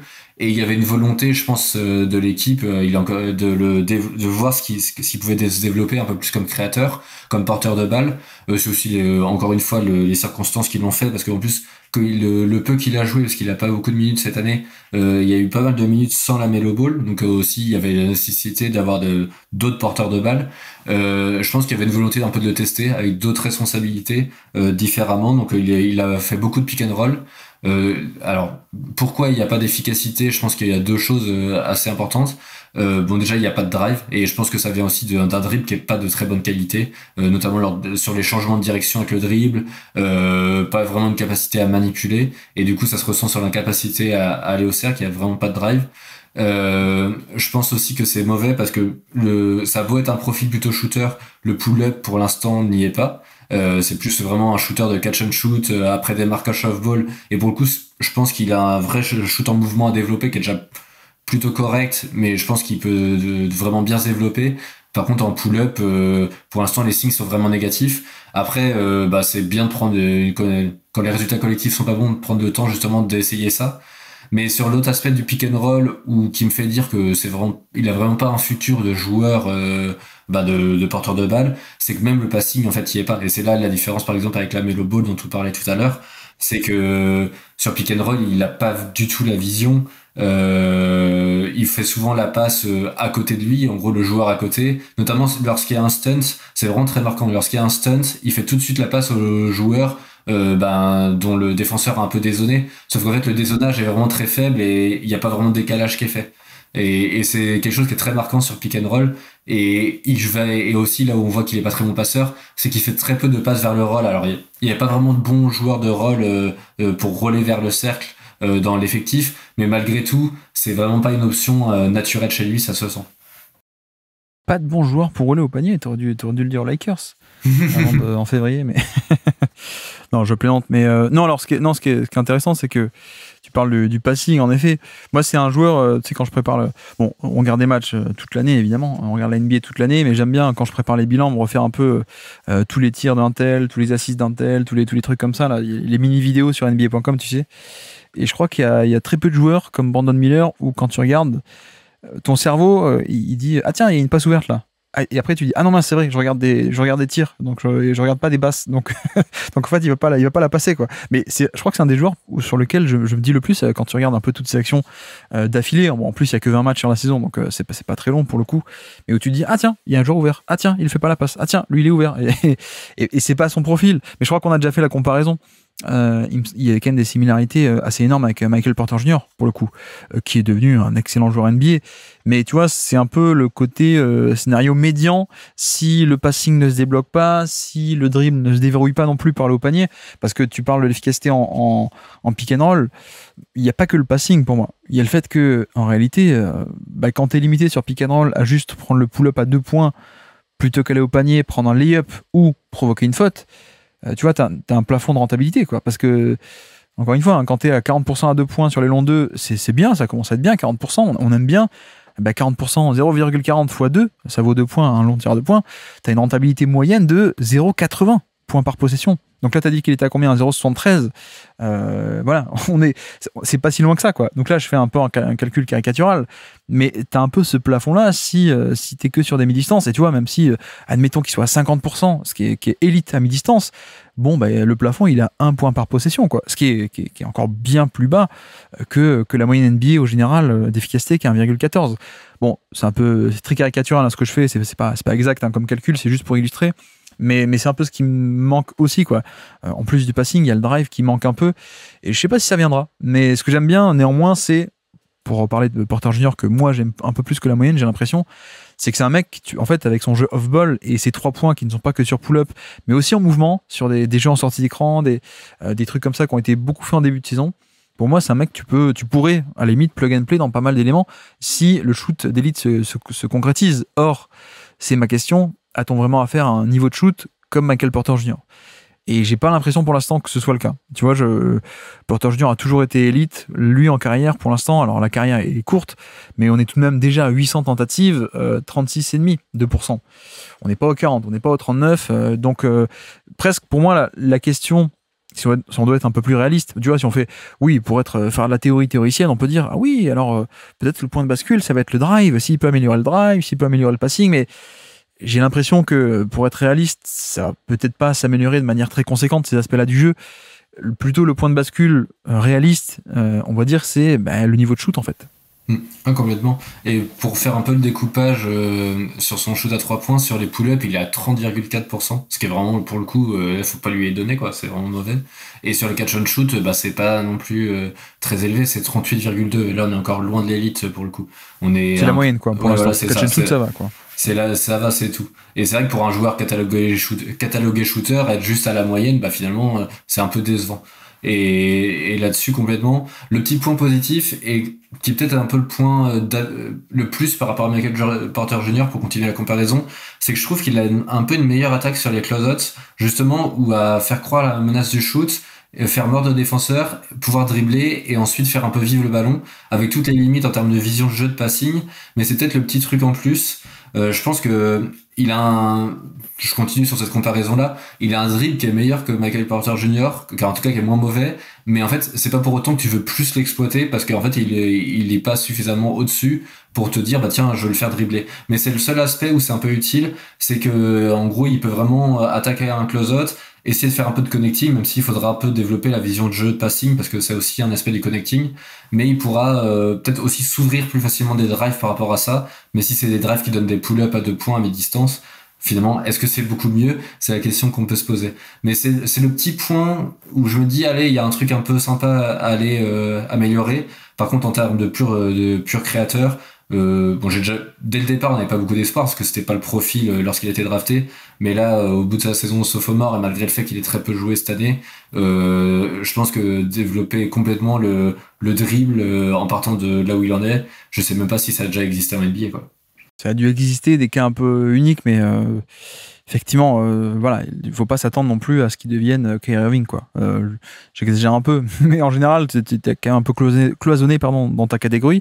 Cela dit, ça peut quand même, voilà, il y a quand même le fait qu'il soit un mec de grande taille. Donc tu vois, juste pour faire un peu du tout droit, agressif au panier, ça peut le faire, quoi. Il n'y a pas besoin que ça devienne un porteur de balle, tu sais, qui fait 3 changements de direction et de vitesse pendant un pick and roll, qui va par à droite, à gauche, etc.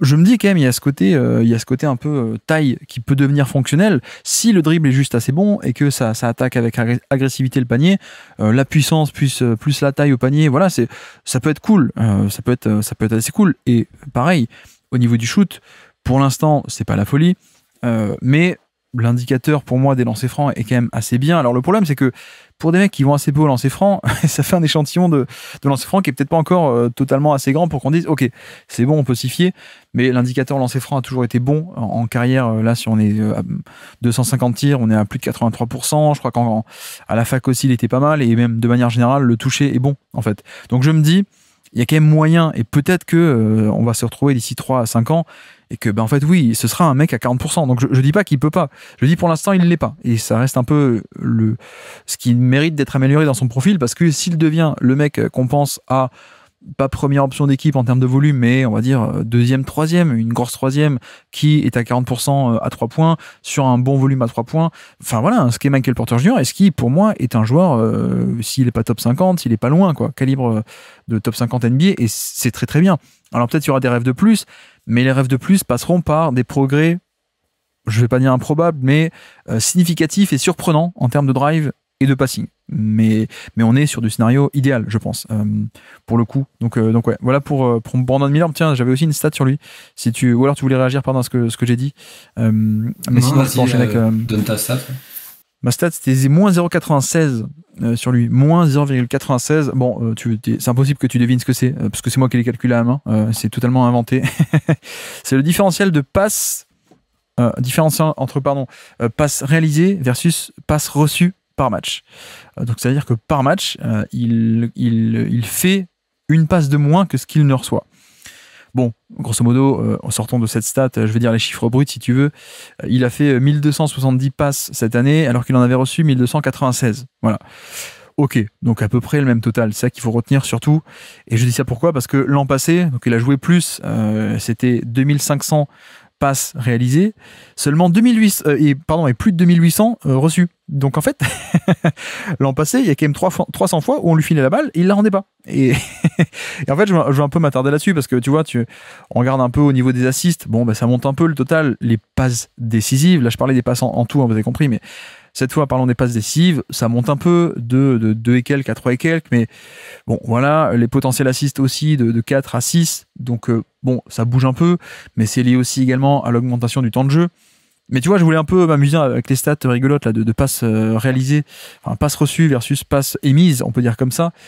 Il y a un aspect qui est bien cette année, c'est qu'il rend autant de ballons qu'il en reçoit, ce qui n'était pas le cas l'an passé. Et l'an passé, on était dans un peu un cas de, je vais pas dire un trou noir, mais presque en fait. Et cette année, je trouve que autant les assists et la création pure, on l'a dit, ça n'a pas forcément bougé, autant je l'ai quand même un peu plus trouvé intégré au jeu, notamment en ce début de saison. Alors c'est que 20 matchs, mais tactiquement, oui, il me semblait un peu plus inscrit dans ce collectif, quoi, au final. Je sais pas si mon impression est un peu erronée ou pas d'ailleurs. Je me demande à quel point le fait qu'il rende plus de passes qu'il en reçoit, enfin par rapport à sa saison rookie, cette augmentation-là, est-ce que ça peut pas être lié tout simplement au fait qu'il ait fait plus de pick and roll, ou en tout cas qu'il a été plus souvent initiateur de jeu, et comme il a du mal en tant qu'initiateur à finir par lui-même, que finalement il lâchait plus facilement le ballon et s'en débarrassait, qu'il avait plus de situations où dès le début il avait le ballon et sans recevoir directement de passe. Et je pense que ça joue là-dessus. Le côté intégré, je trouve un peu. Il y avait aussi un truc où malheureusement on l'a très peu vu parce qu'il y a vite eu les blessures. Mais au début de saison, il y avait un peu de jeu avec Grant Williams de main à main notamment. Pour un shooter comme lui, je trouve ça hyper important de savoir développer ça, de recevoir un main à main pour faire son shoot, ou en tout cas avoir un ou deux pas d'avance sur le défenseur. Même pour dribbler, justement, comme un dribbleur médiocre, le fait d'avoir un temps d'avance sur le défenseur, c'est hyper intéressant de le créer via le main à main. Je pense que c'est bien. Pour ce profil, c'est vraiment à développer. Et il y avait il y a eu, alors je crois que c'est un match contre Brooklyn notamment où ça m'avait marqué. J'ai revu des petits extraits là en préparant le podcast, et un match de novembre où il le fait un peu. Et je me dis, ça peut être pas mal aussi à développer chez lui pour avoir une autre source d'attaque dans son arsenal. Ouais, et puis voilà, on a moins cet aspect un peu de trou noir, quoi, pour le coup, qui était peut-être un peu plus accentué l'an passé. Et moi, je vais pas lui demander de faire du driving kick 10 fois par match, hein, mais être un peu plus inscrit là-dedans, dans ce fond de jeu collectif, ça pourrait être bien. Donc ça, c'était ta 4e stat du jour, c'est ça, que tu nous as présenté. Ma 4e stat du jour, moi, ça va être 14,5. 14,5, c'est le FGOR pourcentage. Alors, qu'est-ce que c'est que ce truc sur Cleaning the Glass? Non, alors c'est un peu rigolo, vous allez voir. C'est le pourcentage de rebonds offensifs que le joueur a capté sur les field goals FG de son équipe. Voilà. Donc 14,5% de rebonds offensifs captés sur les tirs tentés de son équipe. À ton avis, de qui est-ce que je parle? De Moussa Diabaté, bien sûr. C'était ma prochaine stat, évidemment. Allez, voilà, Moussa Diabaté, bien sûr, qui est donc est 4e de NBA sur cette stat des rebonds offensifs. On peut en trouver plein, des stats là-dessus. D'ailleurs, il est aussi pas que rebond offensif en général. J'ai regardé aussi les rebonds offensifs contestés, donc dans le trafic et pas juste quand ça te tombe un peu entre les mains. Il est également top 5 de NBA, donc tu vois, il se bat bien en rebond offensif. Je pense que c'est aussi sa meilleure qualité. C'est pour ça que je voulais commencer par là. Mais c'est marrant parce que tu vois, les seuls mecs qui sont un peu devant lui, c'est Klingan, Zakidi et Walker Kessler. Bon, Kessler qui est peut-être le meilleur de NBA actuellement en rebond offensif, mettons de côté, mais on a 3 gabarits assez énormes. Et c'est vrai que Diabaté, au-delà d'être la très très belle surprise de cette année chez les Hornets, c'est pas non plus un gabarit qui est aussi imposant que les Zakidi, Klingan, Kessler. Et en fait, je trouve que son envergure de bras est quand même hyper utile et surtout il y a un moteur assez génial. Donc voilà, je voulais un peu sortir la stat pour ça, mais je t'en prie, dis aussi la tienne et puis comme ça on peut parler un peu de Diabaté. Non, le concernant, j'avais la même, donc je vais pas forcément surenchérir. Il y a aussi le fait que le offensive rating, le offensive rebound percentage de l'équipe augmente énormément lorsqu'il est sur le terrain. Moi je crois que j'ai noté 10,7 10,7 d'augmentation, donc c'est vraiment une caractéristique personnelle, c'est pas seulement une philosophie d'équipe comme ça peut être le cas dans d'autres équipes NBA, je pense à Houston notamment. Là-dessus, ça se voit, il y a une capacité, l'envergure de bras, il y a une capacité d'anticipation aussi. Je pense qu'il sait quelles sont ses qualités, il sait pourquoi il est sur le terrain, et il sait que notamment une de ses chances de survie pour avoir un contrat NBA, parce qu'il était que two-way contract en début de saison, c'est utiliser au maximum ces qualités-là. Et sur le rebond offensif, c'est vraiment, justement, j'encourage tous les auditeurs à aller sur NBA.com stats et regarder tous ces rebonds offensifs. C'est fou comment avant même que le tir soit déclenché, parfois, il va déjà se placer pour ça, quoi. Et même lorsqu'il y a aussi un box-out, il a un peu cette capacité, tu parlais de son moteur, à aller faire le petit pas de côté, à vraiment, je pense qu'il a quand même pour sa taille une mobilité latérale sur petit espace qui est vraiment pas mal, qui permet de faire les petits pas de 30-40 cm qui permettent de se décaler par rapport au box-out, d'ajuster l'angle aussi, plus une vraie longueur de bras. Sur ce domaine-là, il est vraiment hyper épatant. Et c'est assez amusant à voir, ça fait partie des petits points positifs, puis il a gagné sa place comme ça, parce que donc il a obtenu un contrat garanti en NBA. Je trouve qu'il a plus que gagné sa place. Enfin, est-ce que c'est pas un peu l'émergence de Diabaté qui fait qu'on a accepté un peu de mettre à la porte les deux autres, quoi. Mark Williams. Je pense que ça joue. Ça joue, hein, je pense. Hein. Mark Williams, même Nick Richards. Bon, après, il y a des situations contractuelles là-dedans aussi, hein, évidemment.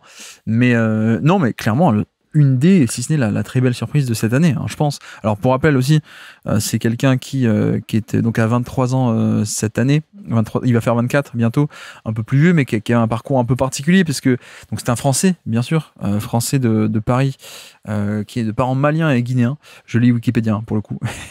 Non, mais ce qui est marrant, c'est qu'il était parti très tôt, finalement, aux États-Unis pour. Là-dessus, il a fait un peu des cursus de lycée là-bas. Il a fait la fameuse Monteverde Academy, qui est hyper connue. Florida Prep, je vois aussi écrit entre 2019 et 2021. Et ensuite, il est passé, après le lycée US, il est passé aussi à Michigan, dans la fac de Michigan, plutôt grosse fac de Michigan, drafté en numéro 43 par les Clippers à l'époque. Il faisait partie un peu de ces mecs qui étaient draftés par les Clippers au deuxième tour, qui étaient, à l'époque, il pariait pas mal sur ce genre de profil un peu grand, un peu long. D'ailleurs, il a encore fait cette année, je crois, le 30e pick est un peu comme ça, si je dis pas de bêtises, en 2025. Bon, ça va pas marché aux Clippers. Il a un peu baladé partout. Et pour arriver finalement à ces Hornets, et clairement, c'était un des joueurs, je trouve, hein, vraiment les très très bonnes surprises de cette année. Après, c'est vrai que offensivement, c'est quand même c'est un peu brut encore pour l'instant, mais tu vois, moi, ça me dérange pas du tout d'avoir ce type de joueur qui, défensivement, est quand même pas mal du tout aussi, au niveau protection de panier avec ses outils physico-athlétiques, et qui fait du catch and finish dans la raquette, finition au panier, qui fait un peu de passing, parfois de lecture sympathique sur des jeux de main à main qu'on a vu en fin de saison notamment. Ça m'avait aussi pas mal plu. Je crois qu'on avait parlé sur une hebdo un peu de ça. Bon, ça reste basique, hein, mais c'est cool. Plus donc ce côté élite rebond offensif. Et tu vois, tu parlais du on-off, hein, c'est ça, du rebond offensif, où avec et sans, le on-off, c'est plus 10% de rebond offensif quand il est là versus quand il n'est pas. On pourrait dire, bon, la limite du on-off, c'est que ça dépend aussi de ton backup. Donc en fait, c'est juste, si t'as un backup qui est nul là-dessus, ok, t'as un bon on-off, mais ça veut pas dire que t'es le meilleur de NBA. Donc, la solution complétée avec le on-court, non pas le on-off qui est un différentiel, mais le on-court qui est juste la performance quand lui est sur le terrain, non pas avec sans, mais que avec lui. Et surtout, ce qui est intéressant, c'est que ce on-court est comparé non pas à son équipe, mais à l'intégralité des joueurs de son poste. Le on-court, quand il est sur le terrain, son équipe capte quasiment 37% de rebonds offensifs. C'est dans le 98e centile de tous les pivots NBA. Donc voilà, ça reste élite, tu vois. Le on-off était élite, mais on pouvait se dire, bon, c'est peut-être relatif à son équipe. Et en fait, non, c'est élite tout court. Bref, il y a plein de stats sympas rebonds offensifs qu'on pourrait trouver, mais globalement, il y a ce côté en fait création de valeur à partir de rien, presque, j'ai envie de dire, parce qu'il te coûte rien, tu n'as rien dépensé d'assets pour l'avoir. Et finalement, tu le convertis et potentiellement même, ça peut devenir déjà dès l'an prochain un vrai joueur NBA. Enfin, ça peut-être. Je trouve que ça l'était déjà l'an passé, un vrai joueur NBA de qualitatif. Et pourquoi pas s'inscrire dans le projet, quoi. Ouais, le petit point d'amélioration sur cet aspect rebond offensif, vraiment sur cet aspect-là, c'est de mieux convertir derrière. Alors soit directement lui mettre le panier derrière en enchaînant, et c'est là où on voit aussi un peu les limites de son jeu offensif où il a pas tellement de mains ou de toucher. Il a un peu de mal avec ça, et même des fois après avoir pris le rebond, bien ressortir là-bas, il y a eu des fois c'était un peu compliqué s'il a une grosse pression. C'est le point pour rendre cet aspect sa qualité forte où il est quasiment élite NBA, en tout cas il est très très haut au niveau de la NBA, pour le rendre vraiment encore plus positif, arriver à bien l'exploiter. Même si en l'état c'est déjà vraiment bien. Et en plus tu l'as dit, défensivement il a un apport qui est positif, une bonne protection d'arceau. J'ai trouvé qu'il a un peu progressé sur pas mal d'aspects, notamment off-ball au fur et à mesure de la saison, avoir des meilleurs timings lorsqu'il apporte les aides. Il avait notamment, surtout en défense de pick and roll, des fois début de saison, j'avais vu mis de côté quelques clips là-dessus où il avait tendance à aller trop vite en aide, et du coup lorsque le pivot relève vers le cercle, il le laissait être trop vite, trop seul. Après des fois aussi c'est les schémas qui veulent ça, c'était peut-être pas que lui, mais là-dessus j'ai trouvé qu'il y avait un peu de mieux au fur et à mesure de la saison, d'un peu de se montrer, mais un peu en feintant qu'il lâchait son joueur, puis de revenir vers lui ensuite. Il y a un meilleur de lecture en fait défensif du pick and roll. En plus, comme je l'ai dit sur le robot offensif, et du coup ça s'applique aussi à la manière de défendre en général. Pour sa taille, il se déplace vraiment bien, il a une bonne mobilité. Et là-dessus, défensivement, moi, pour un pivot, je trouve ça hyper intéressant en fait, surtout avec une bonne longueur de bras. Le point, je pense que c'est un peu le revers de la médaille là-dessus, et c'est ce qui fait aussi qu'il a mis du temps à émerger. C'est par contre qu'il est assez facilement enfonçable et il subit beaucoup le contact pour quelqu'un de sa taille, même face à des joueurs plus petits, où du coup forcément ça peut parfois être un peu gênant, mais il compense avec d'autres qualités. Est-ce que tu avais des stats aussi sur Tidjane Salin ou pas? Ouais. Sinon on peut parler des Français ensemble, t'en avais? Ouais, du coup oui, je vais l'utiliser comme 5e stat sur Tidjane Salin, histoire de rester le côté français comme tu le dis. Alors c'est 141, c'est son 3 points attempt rate. Alors en gros c'est son taux de tentative à 3 points par rapport à la moyenne NBA, c'est-à-dire qu'il prend 41 points de plus de 3 points par rapport à un joueur moyen NBA. 41%, tu veux dire? Pas 41%, pardon, oui, c'est du pourcentage ici, je me mélange. Et 141, c'est déjà assez énorme. Ce qui veut dire, en fait, qu'il prend beaucoup de 3 points. Le taux de 3 points dans son jeu, dans ses shoots est vraiment très élevé. Et quand c'est un chiffre de 141, fait que ça le place vraiment très haut dans la NBA. Et là où c'est surprenant, c'est que, déjà, c'est rare déjà tout court, c'est rare pour un joueur de sa taille. Mais surtout, il le fait alors qu'il a une réussite à 3 points qui est seulement de 28%. C'est là où c'est un peu contradictoire. Alors pourquoi du coup il prend beaucoup de 3 points? C'est parce que c'est aussi je pense le rôle qui lui a été donné de beaucoup rester notamment dans le corner, en tout cas derrière la ligne à 3 points, un peu dans un rôle de 5 slot ou pour écarter un peu de jeu, pour pousser son défenseur à faire un choix. Bon, je pense que comme il est pas vraiment menaçant à 3 points, son défenseur il peut facilement zoner et venir en aide au panier. Je pense que aussi pourquoi il reste là, c'est parce que justement sous le panier il est pas très menaçant non plus, même en restant au dunker spot ou quelque chose comme ça. Mais je trouve cette stat est assez parlante, et le fait qu'en plus il ait une mauvaise réussite à 3 points et pourtant qu'il en prenne beaucoup, ça montre aussi les limites qu'il a offensivement, qu'il a montré en tout cas offensivement pour sa saison rookie. On voit que c'est un joueur très brut avec de grosses qualités, qui a vraiment été drafté beaucoup pour son physique, mais sur les qualités offensives qui ont été durs à voir sur la saison rookie. Moi je connaissais très peu d'avant, j'avais regardé du coup durant l'été dernier quelques matchs qu'il avait pu jouer avant d'arriver en NBA, mais je l'ai quand même découvert sur la saison, et en fait c'est un joueur très discret avec un usage forcément un peu limité, parce qu'en fait ses qualités offensives qu'on a pu voir aussi sont elles-mêmes limitées, et les responsabilités l'ont été également. Non, mais clairement, c'était bon, première saison un peu timide. Cela dit, c'est pas encore inquiétant du tout. Hein. Il est encore très jeune. Hein. Je crois qu'il est drafté parmi les plus jeunes de la QV de l'an passé. Et il y a eu un peu ce rôle. Moi, j'aime bien le profil physique en plus, qui est assez grand, assez long. Et là, clairement, l'intérêt du profil, c'était cette taille avec du shoot. Bon, là, le shoot première année n'était pas là. Mais à la limite, c'est qu'une saison, c'est pas encore très grave. Mais c'est vrai que le 28% à 3 points, on peut se dire, ah mince, il était un peu censé faire ça. Pour l'instant, il faisait ça principalement et c'est pas rentré. Mais voilà, j'ai pas tant que ça de choses à dire hein, finalement sur lui, enfin de plus que ce que tu as déjà dit, si ce n'est que on attend un peu ce shoot quoi pour le coup, parce que déjà si on a ne serait-ce que le shoot, c'est entre guillemets c'est un début. Et on aurait presque déjà un joueur qui pourrait commencer à être intéressant, quoi. Ne serait-ce qu'avec un simple catch and shoot. Après, développer un peu tout le reste qui serait un peu plus, non pas de création, mais plutôt profil connecteur, lui. Potentiellement, c'est un peu comme ça qu'on nous l'avait décrit, en tout cas à l'époque de la draft. Ça, c'est peut-être l'étape d'après. Mais voilà, tu vois, moi, ce que j'avais noté, c'est qu'il joue 20 minutes par match, quoi. Bon, ça reste Charlotte, mais c'est pas mal, quoi. Il 20 minutes par match dans ce Charlotte-là, malgré un shoot déficitaire. Bon, c'est une première saison très timide, on va dire. On attendait sans doute un peu plus. On a plus été charmé par, par l'autre français, on va dire, Diabaté. Mais première saison très, très timide. Très timide côté Hornets. Choix numéro combien d'ailleurs? Assez haut, hein? Assez haut. Ouais, choix numéro 6, ouais. Donc vraiment haut, ça avait été une petite surprise quand même de le voir drafté aussi haut, il n'était pas attendu tellement si haut.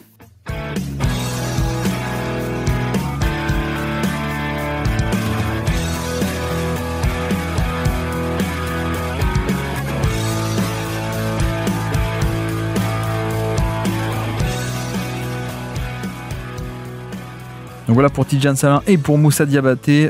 Et donc, je crois que tu as épuisé ton stock.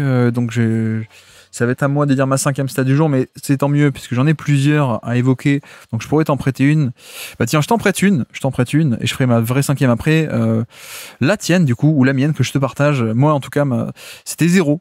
C'est le pourcentage, un pourcentage, c'est la perte d'efficacité infligée au panier par Mark Williams en défense. C'est-à-dire que face à lui, en moyenne, les adversaires shootaient pareil que quand c'est face à tous les autres types de joueurs NBA qui sont sous le panier. Autant dire que pour un pivot, c'est pas forcément top. Je veux pas non plus insister parce que j'en ai aussi parlé pas mal en février dernier quand il y a eu ce trade avorté. Et voilà, c'est vrai que là je parle de cette saison, mais je crois que globalement sur la carrière de Mark Williams, pour l'instant, on est sur des chiffres qui sont très très assez communs, quoi. Soit c'est 0, soit c'est -1 ou +1, +2. Enfin bref, il y a un non-impact au panier alors que il y a un peu cette image, si on dézoome et qu'on le voit de loin, tu vois, un peu comme Rob Pelinka qui a pas eu le temps de regarder les matchs, et juste il le voyait de loin, il disait ah cool, il est grand, il est long, il peut protéger le panier. En l'occurrence, pas tant que ça pour le coup. Donc la défense est pas si géniale que ça, je trouve. Je sais aussi que personnellement, j'avais pas été fan, enfin je suis toujours pas trop fan du côté offensif où je pense que il est un peu moins explosif catch and finish / Capella qu'on le pense et que certains auraient voulu un peu le stéréotyper comme ça, et un peu plus jeu de main à main, dribble and off, un peu passing ou voilà un peu plus balle en main où il peut faire un peu plus que le pivot catch and finish, mais c'est pas non plus génial. Donc je sais que j'ai jamais été trop fan par rapport à Mark Williams qui donc a été échangé, mais je me souviens que l'an dernier on en discutait et je crois qu'on disait, enfin en tout cas moi je dis le duel avec Nick Richards n'était pas forcément joué d'avance, quoi, était pas forcément remporté, et ça me choquerait pas si long terme Richards pouvait un peu exploser ou continuer à se développer et que finalement il passait peut-être un peu devant Mark Williams. Au final ils sont séparés des deux, donc je suppose, je sais pas comment tu l'entends ou tu le perçois toi en plus en tant que fan, mais j'ai quand même envie de dire que c'est quand même un peu un échec ce projet Mark Williams. C'est marrant, si je me souviens bien, l'année dernière, à la fin, justement, quand on avait parlé des deux pivots, tu m'avais demandé quel était le pivot du futur entre les deux, et j'avais répondu potentiellement aucun des deux. Parce que, oui, justement, il avait pointé un peu tous les défauts des deux, justement. Alors, c'est arrivé beaucoup plus vite que ce que j'aurais imaginé. Potentiellement, ça aurait pu arriver dès la trade deadline, parce que c'est là où Richards a été échangé. Oui, on peut dire que c'est un échec, hein, quand t'échanges un joueur drafté, je crois pas qu'il était loterie, je crois qu'il était drafté plus 16 ou 17 juste après la loterie, mais là, drafté au premier tour assez haut et que tu l'échanges avant même qu'il signe son contrat, son deuxième contrat NBA, donc son premier contrat post-contrat rookie, c'est que c'est plutôt un échec, surtout quand tu reçois en retour, alors 2 premiers choix de draft, mais des choix de fin de premier tour. Il y en a un qui a été servi dès cette année, qui était le 29e choix, et un qui est en 2029, qui est très protégé, et qui est plutôt, qui est le moins bon choix parmi 3 ou 4, et donc qui sera sûrement un choix aussi de fin de premier tour. Donc c'est que c'est plutôt un échec. Le côté un peu faux bon défenseur, bon protecteur d'arceau, Je pense que c'est aussi d'autant plus marqué qu'il a des stats de contre qui sont pas si mauvaises, donc il donne l'impression qu'il contre beaucoup, mais c'est justement parce qu'il a tendance à beaucoup, j'allais dire gamble, à parier en fait sur le fait qu'il y aura une tentative au cercle, donc à sauter, à facilement mordre aux feintes de shoot. Là-dessus, c'est hyper agaçant et heureusement ce sera plus à Charlotte désormais que ça se passera. Mais ça fait partie des points assez marquants de ses défauts défensifs. En fait, je pense que au-delà des qualités physiques, c'est vraiment beaucoup de lecture qui allait pas du tout sur sa manière de défendre l'arceau. Ce qui est assez dommage. Je trouve sur l'attaque, alors je trouve que c'est pas comme tu dis, c'est pas développé aussi bien par exemple qu'on aurait pu espérer comme un Capella, mais je trouve que sur l'attaque il y a quand même des trucs assez sympas en tant que pur roller, qu'il y avait un peu de développement. Alors le toucher c'était toujours pas trop ça, au bout de 3 saisons. Alors en plus c'est la saison NBA où il a joué le plus de minutes, ça reste que 1100, et je pense que c'est aussi joué le fait qu'il soit si peu disponible sur le fait qu'il soit transféré par 2 fois du coup, sachant qu'il a en plus limite plus joué après le premier transfert que avant, parce qu'il a pas mal joué en mars-avril et il a eu pas mal de minutes à ce moment-là. Mais le développement offensif, je trouvais qu'il y avait encore un peu quelque chose, sans que ça soit quelque chose où tu te dis non, il faut le conserver, on a un super partenaire pour la Melo Ball pour le futur. Quand il a été transféré la deuxième fois, j'ai pas été surpris. Autant la première, j'étais surpris parce que je pensais pas que la franchise lâcherait le projet si vite. Puis il faut dire que la contrepartie était assez intéressante. La deuxième, j'étais pas parce que du coup, on savait qu'il y avait un peu cette appétence à transférer si possible. Mais la contrepartie reçue montre vraiment aussi que le front office actuel ne croyait pas en ce projet-là, sachant que le front office actuel, c'est pas celui qui l'a drafté. Alors peut-être que des fois aussi ça joue un peu sur l'attachement aux joueurs. Tu vois, tu parlais aussi on en parlait, le côté un peu plus pardon, je recommence. Tu parlais de la prise de décision qui était pas top parfois. On retrouve aussi en attaque puisqu'il fait un peu plus de passes, il est un peu plus mis dans des jeux de main à main. Donc ça fait un peu plus d'assists et de création un peu indirecte, on va dire. Mais le nombre de turnovers a aussi augmenté, quoi. Donc ça recoupe un peu ce que tu dis sur les lectures de jeu, etc. Après, moi je pense que ça peut devenir un bon joueur à terme, hein. Il est encore très jeune. On sait que les pivots, ça arrive à maturation un peu plus tard que d'habitude. Il fait 7 pieds de haut. Il est pas explosif, mais il est tellement grand et long que voilà, c'est pas l'élite de l'élite en finissant au panier sur des rôles pour Luka Doncic. Mais c'est quand même très cool. Je veux dire, c'est quand même relativement efficace. Il y a quand même pas mal de choses à aimer, quoi, je veux dire. Mais c'est juste qu'en l'état, la version qu'on avait, pour moi, sportivement, n'était pas si intéressante que ça. Les Suns vont aussi le chercher pour des raisons contractuelles. Les mêmes d'ailleurs que les Lakers, hein. Les Lakers, à la base, le veulent parce qu'ils voulaient obtenir ses droits, enfin, l'obtenir sous contrat rookie, parce que pas cher, mais en plus, tu pouvais, si tu avais ses droits, tu pouvais ensuite le prolonger en dépassant le cap, et donc comme ça c'est génial pour des équipes compétitives d'avoir ce genre de contrat. Les Suns c'est pareil, ils vont le chercher parce que il est encore sous contrat rookie, donc tu vas un peu pouvoir comme ça jouer avec le salary cap. Bref, c'est un peu l'idée, mais effectivement, ta réponse était sans doute la bonne l'an passé de peut-être aucun des deux, quoi, au final, parce que Nick Richards, on peut aussi en discuter. Que j'aimais bien, mais que j'aimais bien par rapport à des standards de mes All-Star Team, quoi, des joueurs un peu qui sortent de nulle part, qui deviennent bons. Je pense que la différence, c'est qu'il n'y avait pas les mêmes attentes sur Mark Williams que sur Nick Richards. Mais Richards non plus, on n'était pas sûr. Voilà, c'est pas comme s'il y avait la réincarnation de Capella, attaque et défense, avec Richards non plus à côté, et qu'il jouait pas parce que Williams était drafté plus haut. Richards, c'est sympa, ça m'a pas choqué, tu vois, quand il est parti pour des seconds tours de draft à Phoenix non plus, quoi. Ouais, complètement. C'est au final Richards en plus il partait de plus loin, c'était seulement un second tour au départ. Je me demande s'il était même pas seulement two-way contract au tout début, j'ai un doute là-dessus, mais ça a été un développement lent et progressif avec des défauts qui n'ont pas toujours été corrigés, mais il s'est fait une place un peu, on parlait tout à l'heure de Moussa Diabaté, alors en ayant peut-être à moins un point fort marquant, mais il s'est fait une place progressivement NBA et suffisamment pour pouvoir être tradé contre des assets, quoi. Là où Mark Williams, il y avait plus d'attentes, en plus sur la saison rookie, il y a eu un peu de promesses sur la fin de saison, mais est-ce qu'on s'est pas laissé aveugler par la période mars-avril où il y a des joueurs qui émergent et qui confirment jamais? C'est sûr que c'est pas le même niveau d'échec entre les deux. Même Nick Richards, on peut presque voir du positif sur son cas. C'est qui chez vous à Charlotte les cas les plus marquants de 30 points en avril, mais en fait ça donne rien après? Parce que tu vois, moi je pense à Tobias Harris à Orlando ou des trucs comme ça, ouais. Mais à Charlotte, c'est qui le porte-étendard de ça? Je sais pas. Vois pas comme ça tout de suite. J'essaie de réfléchir, c'est des mauvaises saisons, mais j'en ai pas un qui me vient tout de suite comme ça. Non, mais alors, moi en plus, Richard, j'aimais bien parce que, en fait, à la base, à Kentucky, c'est un pivot presque de post-up, quoi. Donc, j'avais été assez admiratif de l'évolution et de profil, de registre et de niveau de jeu aussi, pour le coup. Donc, il s'est fait une place NBA. Je pense que c'est tout de même un joueur NBA. Alors que tu vois, c'était pas le cas, c'était pas joué d'avance, hein, comme tu dis, au tout début. Et j'aime un peu plus parce que je trouve qu'il est un peu plus typé catch and finish, rollman, un peu classique, quoi, un peu plus agile, un peu plus vif. Donc de la finition au panier qui est très cool. D'ailleurs, je suis allé vérifier, ouais, 80e centile en termes de possession sur rollman. Donc l'efficacité après avoir posé l'écran et roulé au panier et scoré. Donc c'est cool. Après voilà, défensivement, je suis pas sûr que ce soit un niveau un niveau pivot titulaire NBA non plus, quoi. Donc ouais, c'est un peu on tourne la page sur les pivots, quoi, de cette rotation. Même si bon, je pense qu'on aurait pu continuer un peu Mark Williams à essayer, mais je comprends aussi l'idée de dire bon, bah, le premier trade était intéressant parce que c'était un pick non protégé des Lakers 2031. Tu savais pas si Luka Doncic allait re-signer, tu savais rien. Donc un pick non protégé aussi loin, ça se trouve, ça peut être un jackpot. Donc, à la limite, tu vois, le trade de février, je m'étais dit, ok, je comprends. Le joueur est peut-être pas aussi bon qu'on le pense, plus l'offre est très cool, ok.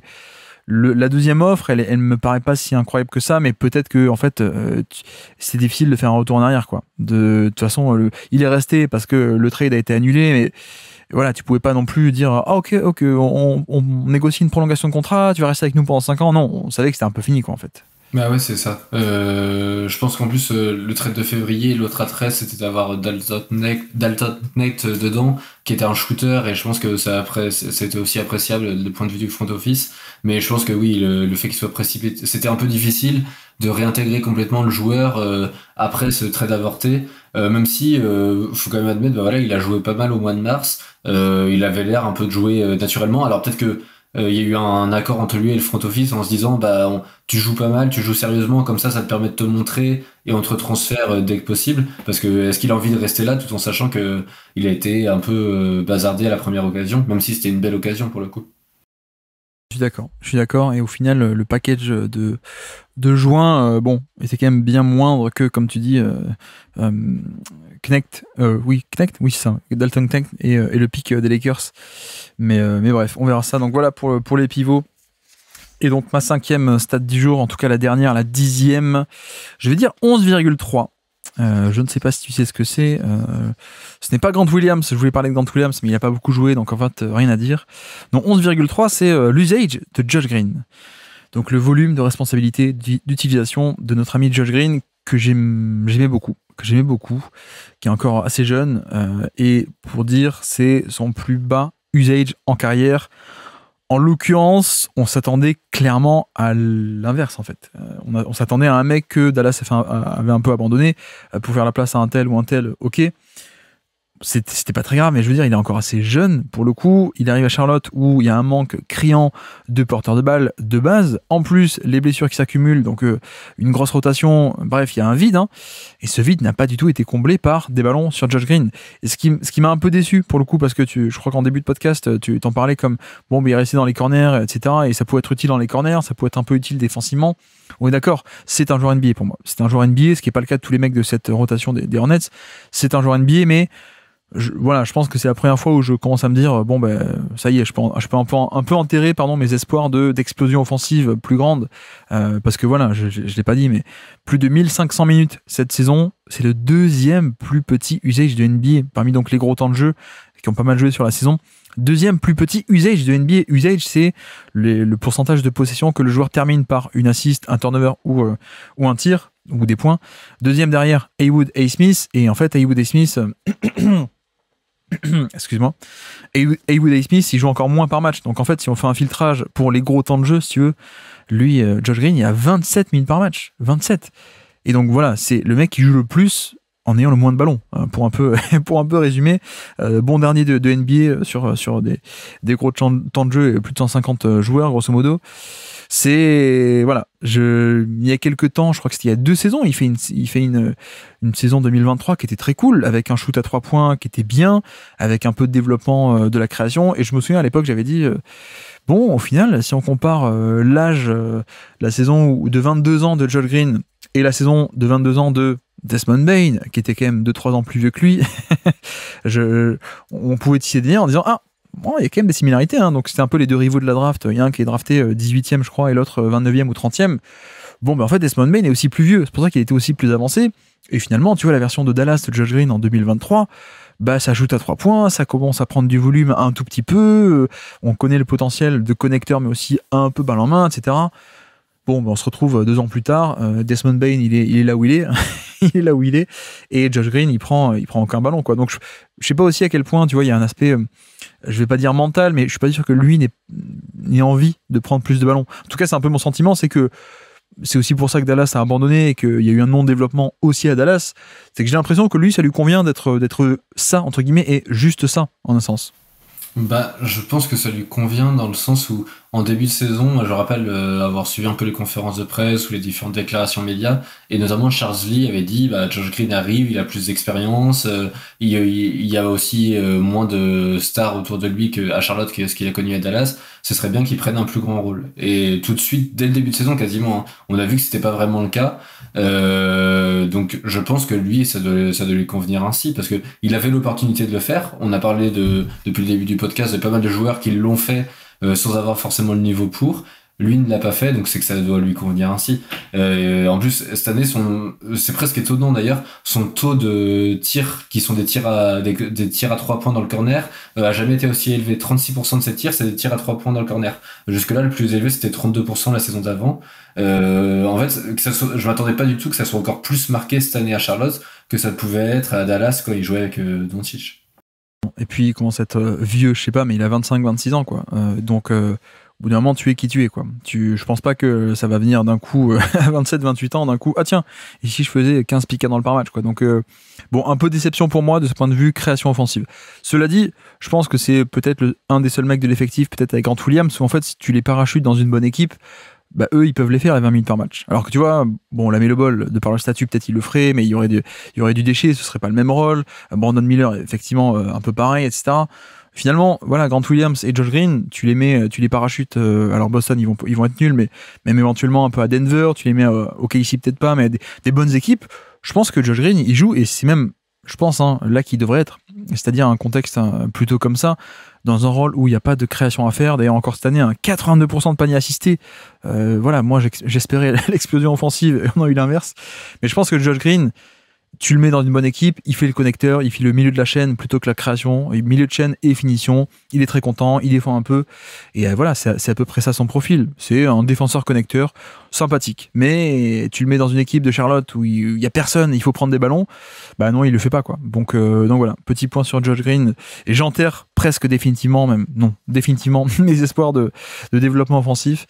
Donc ça nous fait 10 stats chacun, on arrive au bout du format. Est-ce qu'il te reste des stats en bonus, ou sinon des joueurs dont on n'a pas parlé et tu voulais parler un peu rapidement en fin de podcast? Je voulais parler un peu en bonus, j'avais même pas forcément stat sur lui, de Treyman, qui était un peu la sensation de début de saison, enfin le petit buzz. C'est aussi là où il voit qu'il faut pas grand chose pour s'enflammer, parce qu'il avait juste un peu de style, il faisait quelques beaux mouvements, mais en réalité, déjà il a très peu joué, je crois que c'est moins de 400 minutes. 13 matchs à peine, ouais. Ouais, 315 minutes, c'est vraiment très peu. Mais rien que sur ça, et aussi sur la pré-saison, parce que ça avait commencé dès la pré-saison, il avait tellement fait quelques beaux mouvements et avec un style bien particulier que ça avait plu. Il avait alors les stats veulent pas dire grand-chose, mais ça se voyait comme il avait une responsabilité qui était un peu plus élevée aussi, du fait que c'était un des rares porteurs de balles d'effectifs, ou des joueurs où vraiment c'est le style principal en quelque sorte. Mais voilà, c'était le côté un peu amusant. Alors je sais pas trop s'il va. Je crois que j'avais regardé ça en préparant le podcast, qu'il serait pas forcément prêt dès le début de saison pour la reprise, donc c'est assez sérieux sa blessure. Je suis un peu curieux de voir comment ça va évoluer pour lui, surtout qu'il lui reste qu'un an de contrat, il me semble. Est-ce que je me demande si c'est pas tout simplement son dernier contrat NBA. Il aura peut-être une chance plus tard sur des contrats de 10 jours, mais s'il n'arrive pas la saison prochaine à jouer régulièrement, j'ai bien peur que sa carrière se termine de manière un peu prématurée, alors qu'en début de saison c'était un peu le joueur hypant de l'équipe, même si c'est plus des raisons esthétiques que purement sportives. Alors attends, si je dis pas de bêtises, il y avait eu un truc comme quoi ils avaient renoncé à ses droits de free agent restrictifs, ce qui était un peu étonnant, mais finalement il avait re-signé par ailleurs. Donc en fait ils avaient renoncé à ses droits de pouvoir s'aligner sur tous les contrats, mais toute proposition extérieure, mais pour en supprimer un peu le cap hold, je crois. Et bref, donc non, il a re-signé pour 1 ou 2 ans, hein, je crois, cet été, c'est 13 millions l'année. Non, j'ai cette somme qui est un peu en tête, j'arrive pas à la retrouver, mais il me semble. Non, mais comme tu dis, je garderai un souvenir moins impérissable et pour toujours de ces 2 semaines sur Twitter où on a eu des comparaisons entre Eman avec Allen Iverson, parce que le style, parce que la coiffure, etc. C'était 10 jours très sympathiques sur Twitter. Mais non, mais au demeurant, je trouve ça intéressant. Rappelons que c'est Treman un combo guard, on va dire, donc pas vraiment meneur dans l'âme, mais un mec qui est drafté par OKC assez tôt, c'est-à-dire à 19-20 ans. Finalement, OKC se développe plus vite que lui, donc il a été dumpé l'an passé en 24 chez vous, mais contre qui d'ailleurs? Contre Hayward, non? C'est dans ces échanges-là qu'il arrive, ouais. Avec Poku aussi qui arrive à ce moment-là. Oui, Poku aussi, Pokuševski. Mais bref, donc il se fait larguer par OKC, mais je veux dire, c'est pas parce qu'il était nullissime, c'est parce que bon, bah, il montrait pas grand-chose et que OKC il voulait être compétitif, il l'était déjà. Hein, l'an passé, il était déjà premier de la conférence Ouest, hein, souvenez-vous. Donc voilà, le projet allait trop vite pour eux. Et tu vois, au final, que Charlotte, qui n'est pas d'enjeu, etc., tente ce genre de pari, moi, ça me plaît. Et c'est presque pour ça que, bon, je rigole un peu pour les comparaisons à Iverson, mais j'étais presque déçu qu'il se blesse aussi rapidement, parce que je pense que ça aurait été un peu une des attractions de cette année, quoi. Un des trucs un peu cool, c'est-à-dire voir le développement d'un mec qui a un talent pur quand même pas mal, 18e pick de la draft 2021, mais qui a encore jamais eu trop la place de le prouver et qui encore reste assez jeune, quoi. Donc ouais, j'ai presque déçu de ça. Mais en même temps, tu me diras, je suis déçu que Treman ait fait 13 matchs, je suis déçu que Miller en ait fait 27, je suis déçu que Grant Williams en ait fait 16. Il y a un point commun, quoi, pour le coup, entre tout ça, je pense, on peut dire. Mais non, je voulais te questionner aussi sur Nick Smith Jr. Qu'est-ce qui se passe, où on en est? Rappelle Nick Smith qui est un choix numéro 27, premier tour d'il y a 2 ans, je crois. Il a fait 60 matchs cette année, 23 minutes par match. Où on en est un peu de ce projet-là? Alors moi, c'est un projet auquel je crois plus du tout. Alors j'ai jamais cru énormément quand je l'ai vu en NBA, mais là, cette année, il a eu pas mal de temps de jeu et de responsabilité pour le coup. J'ai vraiment du mal à comprendre ce joueur qui est vraiment un arrière, enfin combo guard, qui a besoin de beaucoup du ballon, mais qui l'exploite assez mal, je trouve. Il a pas vraiment de shoot, c'est pas vraiment un bon passeur. Il a un dribble qui est correct, qui est même un peu visuellement pas trop mal, mais au final qui crée pas si de différence que ça, c'est juste plus stylistique. C'est pas vrai. Moi je pense que c'est un projet qui va bientôt s'arrêter. En fait, il y a pas d'aspect fort dans son jeu et il y a surtout des aspects faibles. En fait, il y a même pas, ça manque même d'aspect moyen en quelque sorte. C'est là où ça incite pas du tout à l'optimisme. On parlait tout à l'heure du côté presque vision tunnel de Brandon Miller. Je trouve que ça se retrouve aussi beaucoup sur Nick Smith sur pick and roll, où c'est pas naturel pour lui de regarder ce qui se passe autour de lui. La vision est pas vraiment là. Voilà. Moi, je pense que le portrait que je tire est vraiment très négatif. Ouais. Après, il a 20 ans. Je crois qu'il a 20 ans ou vient de faire 21 à peine. En 2 saisons déjà NBA au compteur à 21 ans. Il y a peut-être un côté projet long terme pour ce mec qui fait donc 6-2, pardon, un arrière de 6-2, peut-être pas connu. Et je vois sur Basketball Référence un truc très intéressant. Donc Nick Smith, surnom Basketball Référence, Nick. Voilà. Je sais pas où est-ce qu'ils vont chercher tout ça, tous ces trucs, les mecs, c'est la folie en termes de créativité, mais voilà. Non, je pense qu'on a fait un bon petit tour. Bon, Cody Martin, ça y est, c'est fini, il est parti dans le trade de Mark Williams, si je dis pas de bêtises, c'est ça? C'est dans lequel le premier ou le deuxième? Non, celui de Nick Richards. Ouais, c'est ça. Il part avec Nurkic, ouais. Je les confonds. C'est vrai que Micic était par là. Vassili Micic. Elfrid Payton a fait 6 matchs chez vous. Alors ça, je t'avoue, j'en ai aucun souvenir. Nurkic, non. Rien à dire sur Nurkic, le passage... Non, c'est Nurkic qu'on a connu à Phoenix, mais dans un contexte encore plus mauvais, quoi. mais pour le coup, il n'y a pas grand-chose à dire, en effet.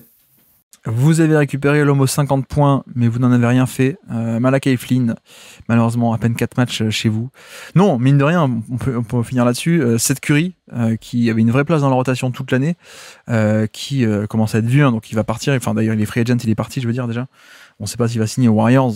Donc le petit vieux Seth Curry et l'autre petit vieux, c'était le retour de Taj Gibson. Vous avez refait de Taj Gibson un joueur NBA alors qu'on s'y attendait pas du tout en 2025. Ah bah je pense qu'il pensait à la retraite quand il est arrivé. Enfin, en plus il a eu du temps de jeu parce qu'il y a eu pas mal d'absence chez les pivots. Mais oui, c'était la surprise. Alors il fait son âge quoi. Enfin, il y a pas grand chose à dire de plus que ça. Mine de rien. Mais bon, quand on lit des articles, tout est très positif, notamment sur son apport sur le vestiaire. Et je pense que c'est un peu l'intérêt, c'est d'avoir un espèce d'assistant coach sur le terrain, même quasiment. Je pense que l'intérêt est surtout là, quoi. Sachant qu'en plus, draft 2009, Taj Gibson, mais en étant déjà 21, 22 ans, je crois. Déjà un peu vieux quoi, pour la draft à l'époque. Il vient de fêter ses 40 ans là, au match. Ouais, c'est ça. Tu vois, c'est draft de James Harden, mais avec déjà 3 ans de plus, quoi. Mais bon. Bref, donc voici pour ce bilan 2025. Je pense qu'on a été assez complet, en tout cas, on a essayé de l'être, pardon. En tout cas, merci beaucoup Alexis d'être passé sur le Basket Lab pour ce bilan 2025 de nouveau. Merci Guillaume pour l'invitation, c'est toujours un plaisir.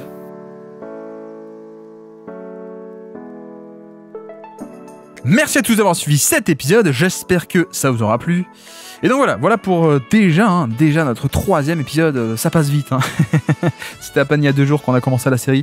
Non mais alors blague à part, c'était un épisode comme dit, les équipes un peu nulles, on commence par ça au début, on va aller un peu crescendo, c'est un peu l'idée, donc pas niveau classement strictement, mais on essaie un peu de faire les plus mauvaises équipes au début, un peu axé scouting, un peu axé évaluation de joueurs un peu individuels, et puis par la suite on va développer les équipes moyennes, les bonnes équipes, les équipes d'élite. Il y aura sans doute beaucoup plus de discussions sur le fond de jeu collectif, la manière de coacher, la manière de jouer, etc.